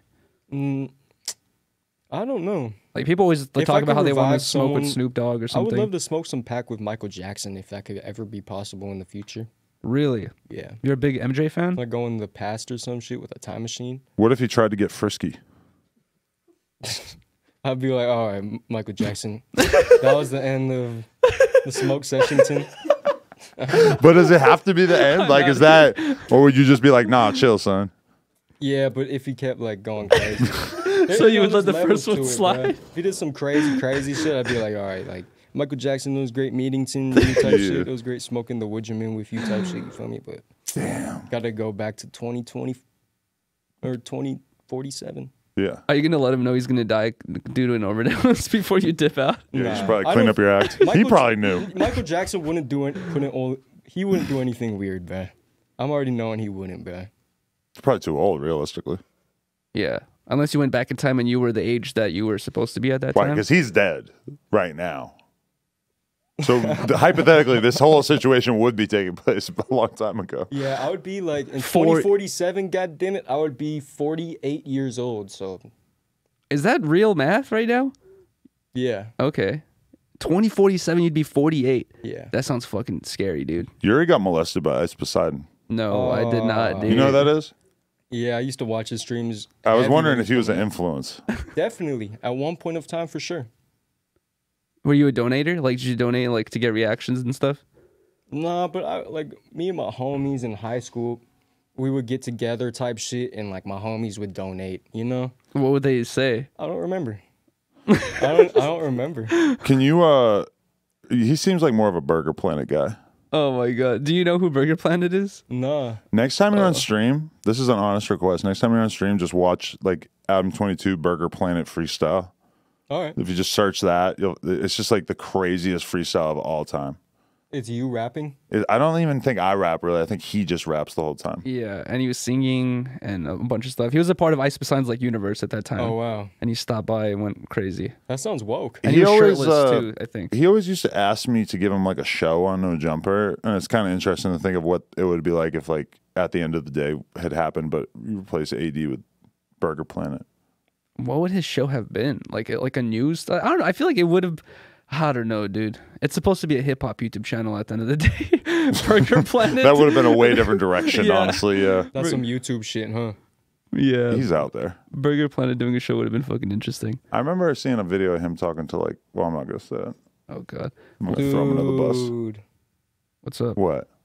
You get some Asked ash on on your my shirt. shit. I was No. thinking that Bot. when you're rocking some brand new Supreme, it's always a risk, huh? It is what it is. It's part of the look, part of being a smoker. Yeah, I got clothes with like holes in them. That shit's hard. Do you It's kind of sad. why? No, it's like you want to hang on to them because you like the clothes. You got like Yeah. a blunt hole in your couch. In my new car, I got fucking holes in my fucking seat. No. That's how you know you're a real smoker. I know. And there's no controlling it. It just happens and you My can't stop old it. car, there was like fucking holes everywhere. Jesus Christ. Have you ever been pulled over and the officer's like, yo, you smell like weed? Like, are you high? I've been pulled over in Antioch with a lit joint. And what happened? You didn't even put it out. Yeah, it was still burning when they pulled me over. Yeah, that's got to be In the breakfast. ashtray, just still They let smoking. me go. What'd they say? Just don't do it again? They didn't Like, say anything about the weed. They didn't? Wow. Wow. Yeah, they're like, why do you have so many Star Wars books in the back of your car? I was like, oh, I'm in the process of moving. they thought you were stealing Yeah. Star Wars books. But then they realized, oh, this kid's a fucking dork. You feel me? He's got Star Wars books in his car. Bro, And I told him, I was like, yeah, I've read all of them. He's like, you read all those books? I was like, yeah, I read all of them. oh no. That honestly is a pretty good idea. Like, you ever hear the song about Gunplay, Bible on the Dash? It's No. like one of the greatest rap songs of all time is basically him talking about trafficking drugs and just having a Bible on the dash of his car because wow. ideally he wants the cop to believe that he's a man of God and that he would never be doing something like trafficking drugs, right? Yeah. And like It's a great song. What are you doing? Like reading the Bible in traffic? Like no, it's just he's trying to like trick the cop into thinking that he's like this religious guy and not a drug trafficker. No, I know. But I'm saying that like Star Wars books are kind of like pretty close to that. Like the cop's gonna think you're such a nerd that you couldn't possibly be selling drugs. Fuck yeah. I kind of had a similar situation where I was like with one of my friends who was like, he was, to be honest, up to no good at that time. And I just met up with him to smoke and shit. And we got pulled over by an undercover cop out of nowhere. We pull over to the side. And at this time we were driving around and we were taking dabs as we were driving around. So I had like a whole rig and a torch and dabs and like a hot nail next to me. And by the time they pulled me over, like I didn't have even a second to put all the shit away. And he just came up to my window and just sees a whole fucking tray of dabbing equipment while we're driving around, and he takes both of us out of the car, searches the whole car, takes everything out, and then I was thinking like, oh my god, I'm gonna get a DUI. He's gonna be like tripping about the weed, and he was like, I was like, he told me he didn't care about the weed. He's like, why are you hanging out with this guy? Like blah blah, because he's like a gangbanger, and I'm like, we grew up on the same street, dude. I was like, it's my childhood friend. I was like, I am also a gangbanger. No, I was like, well, he was telling me, he was like, you shouldn't be hanging out with this guy. Like he's bad for you. You have Snorlax on your phone? Yes. Sick. Shout out to Riley's niece, Adrian, for giving me the sticker. I'm walking a Snorlax right now. Oh, really? You said you gave up, bro. Now you're back on it. Oh, I lied. Yeah. Pokemon Go. Oh, shit. You ever played? Funny. Yeah. So in Antioch, what level are you? I mean, I haven't played since like it first came out. Okay. But in the Antioch Marina, when that game first came out, there was fucking there was heads there. Like so I was driving to people. the Santa Monica Pier like multiple times a week back then. Yeah, I remember. You would always be talking about that shit. That's funny. Have you ever gone to Hippie Hill? I don't think I have. No, I haven't. Where is that? That's like in San a thing. Francisco. Yeah, it's a thing in San Francisco. People go there like once a year, and like they all smoke there. And there's like famous photos of just hella smoke billowing. It's different than Dolores Park. Is it next to Dolores Park? I don't know. It's different, yeah. Oh, When I first went to Dolores Park, I could not fucking believe that they just let people sit around in the park and drink and smoke. I know. It's beautiful, though. It's cool. Crazy. Dolores Park is beautiful. Yeah, I like the vibe. It was a great vibe. Would you live in SF? I like it, but I would really not want to live there. I like living in a little bit more secluded. I would rather live like in Calabasas or like deeper into the valley and just be more secluded realistically at this point in my life. Yeah. Having a kid makes you really not like the idea of like living in like a city just seems kind of overwhelming. Like I feel like it would be shitty living in a city. with a kid. I want my kid to be able to like run around outside and shit. Yeah, Hell exactly. You know? And Yeah. it's kind of like New York and SF, where I've visited like some apartment there before, and it's like what you see in New York, where everything's very shrunken down and tiny, and like they save space, and we kind of have it in LA, but not really. Like I loved living in New York, but now that I have a kid, I'm like, fuck, like I would not want to live there like long term at all. yeah, It's fuck fun that. as hell. I went to New York for my first time last year. Oh, really? Fucking vibes, yeah. Yeah, the vibes are incredible in the city, Was it especially like Astor Brooklyn. Astor Club's so fun. What's that? So this fucking cannabis lounge. They got all those now. sick, It's fucking yeah. changing the game. I haven't been to one yet. You gotta go, man. They would love you at Astor Club. You get high as fuck. Just it's indoors. Yeah, and they got some of the best weed on earth there, bro. Wow. Is it well ventilated or is Yeah. it like a total like smoke box? It's ventilated. Okay. It's pretty like professional. It's nice. Interesting. So they just provide you all this nice ass weed to roll up and smoke in this cool little lounge? We probably got paid Yeah, for it, like, right? but they would hook your ass. But you up. bring your own weed, or do you have to buy it from the dispensary attached to this smoke lounge? Type shit. When I pulled up, they showed me mad love. I was smoking some fire. That's dope. They would show you love too. We've talked about that out there because think about opening a smoke lounge. It's kind of weird because it's like you're gonna sell T-shirts and products and whatever that else you're gonna sell. So in that way, it's not really that different than like the store we had before. It's allowed to just smoke. you devote more of the space to people just being able to sit and chill. Which when you think about our store, there was already a ton of people fucking sitting around and chilling anyway, right? So Yeah. it's kind of like, would it be a better idea for us to just open a smoking lounge and then just sell our merch and everything in the smoking lounge than to just do like a traditional store, since we're gonna have a fuckload of people hanging out around the shit anyway, right? That would be fucking badass. Yeah. It's kind of a weird thing to think about. If you, I've thought about this before on Melrose. Like all the most successful stores there are ones that have cultivated an area where people can come hang out and chill. Like Brooklyn Projects has been there for a long time, and they've always had that. Supreme had that at one point on Melrose as well. But you got to be a homie to get in that back part. Yeah, exactly. But it's really not that hard. I was able to get back there. I didn't know anyone It's not that well. hard, but if you're like a random kid, they're not going to let you just hang out in back. But I feel like that's what keeps those stores alive. And, you know, when No Jumper was there, On Some Show was there, like we had, you know, you guys had that shit too. Yeah, it's sick, but it's like a liability because, like, as a store owner, you kind of have the impulse to just like get the person to spend money and then then have them leave because then it's like the least work for you. Yeah. But then at the same time, it's like if you could cultivate like a community and shit, that is really good long term. It's just kind of a question of like, would it be kind of overwhelming? That's true. I don't know. You'd have to work on it. It's a puzzle. I've just never known anybody who had a weed lounge, so I am fascinated by it. I'm not 100% sure on like how it works. You were cool You at gotta visit Nexus. them. Yeah, I got to start going to some, see what it's like. You were cool at Nexus, right? They had Nexus, yeah, but that was just like a fucking big ass warehouse. They got weed lounges out here in LA. Yeah, they You do. can get food and they serve you like THC beverages. Have you done the Anything like secret sesh? Yeah, I've been to a few in the Bay. Oh, Been to, really? Like Cloud Sesh, yeah. Oh, sick. Yeah, it's pretty fun. Big clouds. All right, Fulcrum, we appreciate you pulling up, dude. Hell yeah. Thank you for It was having a great me. time. I Yeah. appreciate you guys. Great having me. conversation. Dude, thank you for letting me be a part of this. I feel like I like the that was energy fun. that you brought to it, Yuri. Sick. Thank you. Let's go. I Yuri, appreciate you Yuri both has a of you weekly guys. podcast called Tent Talks, and his YouTube channel is called Harmonious Man. We just did episode 100 yesterday. It was very interesting. Bunch of Whoa. shit happened. And he gets faded Denaho. Facts. We're about to do that right now. And the girl who's running the computer right now is his girlfriend. Yeah, shout out to Riley. And so if the camera has been on Yuri too much, You know, it who to would make blame. sense that she's responsible. Oh, that's funny. I didn't even think about If that. we as an had, option. the camera hasn't shown Fulcrum the whole time. It's just been on me. That's funny. All right. I appreciate you, bro. Shout out to appreciate you Damian guys. Luck, Best believe it. 925. Let's Much go. love. Tits, shit, fuck, tits. Woo! No Jumper, coolest podcast in the world. Check us out on YouTube, TikTok, Instagram, Patreon, etc. Like, comment, and subscribe. Yodie Gang, No Jumper, forever. Fulcrum out. Let's go.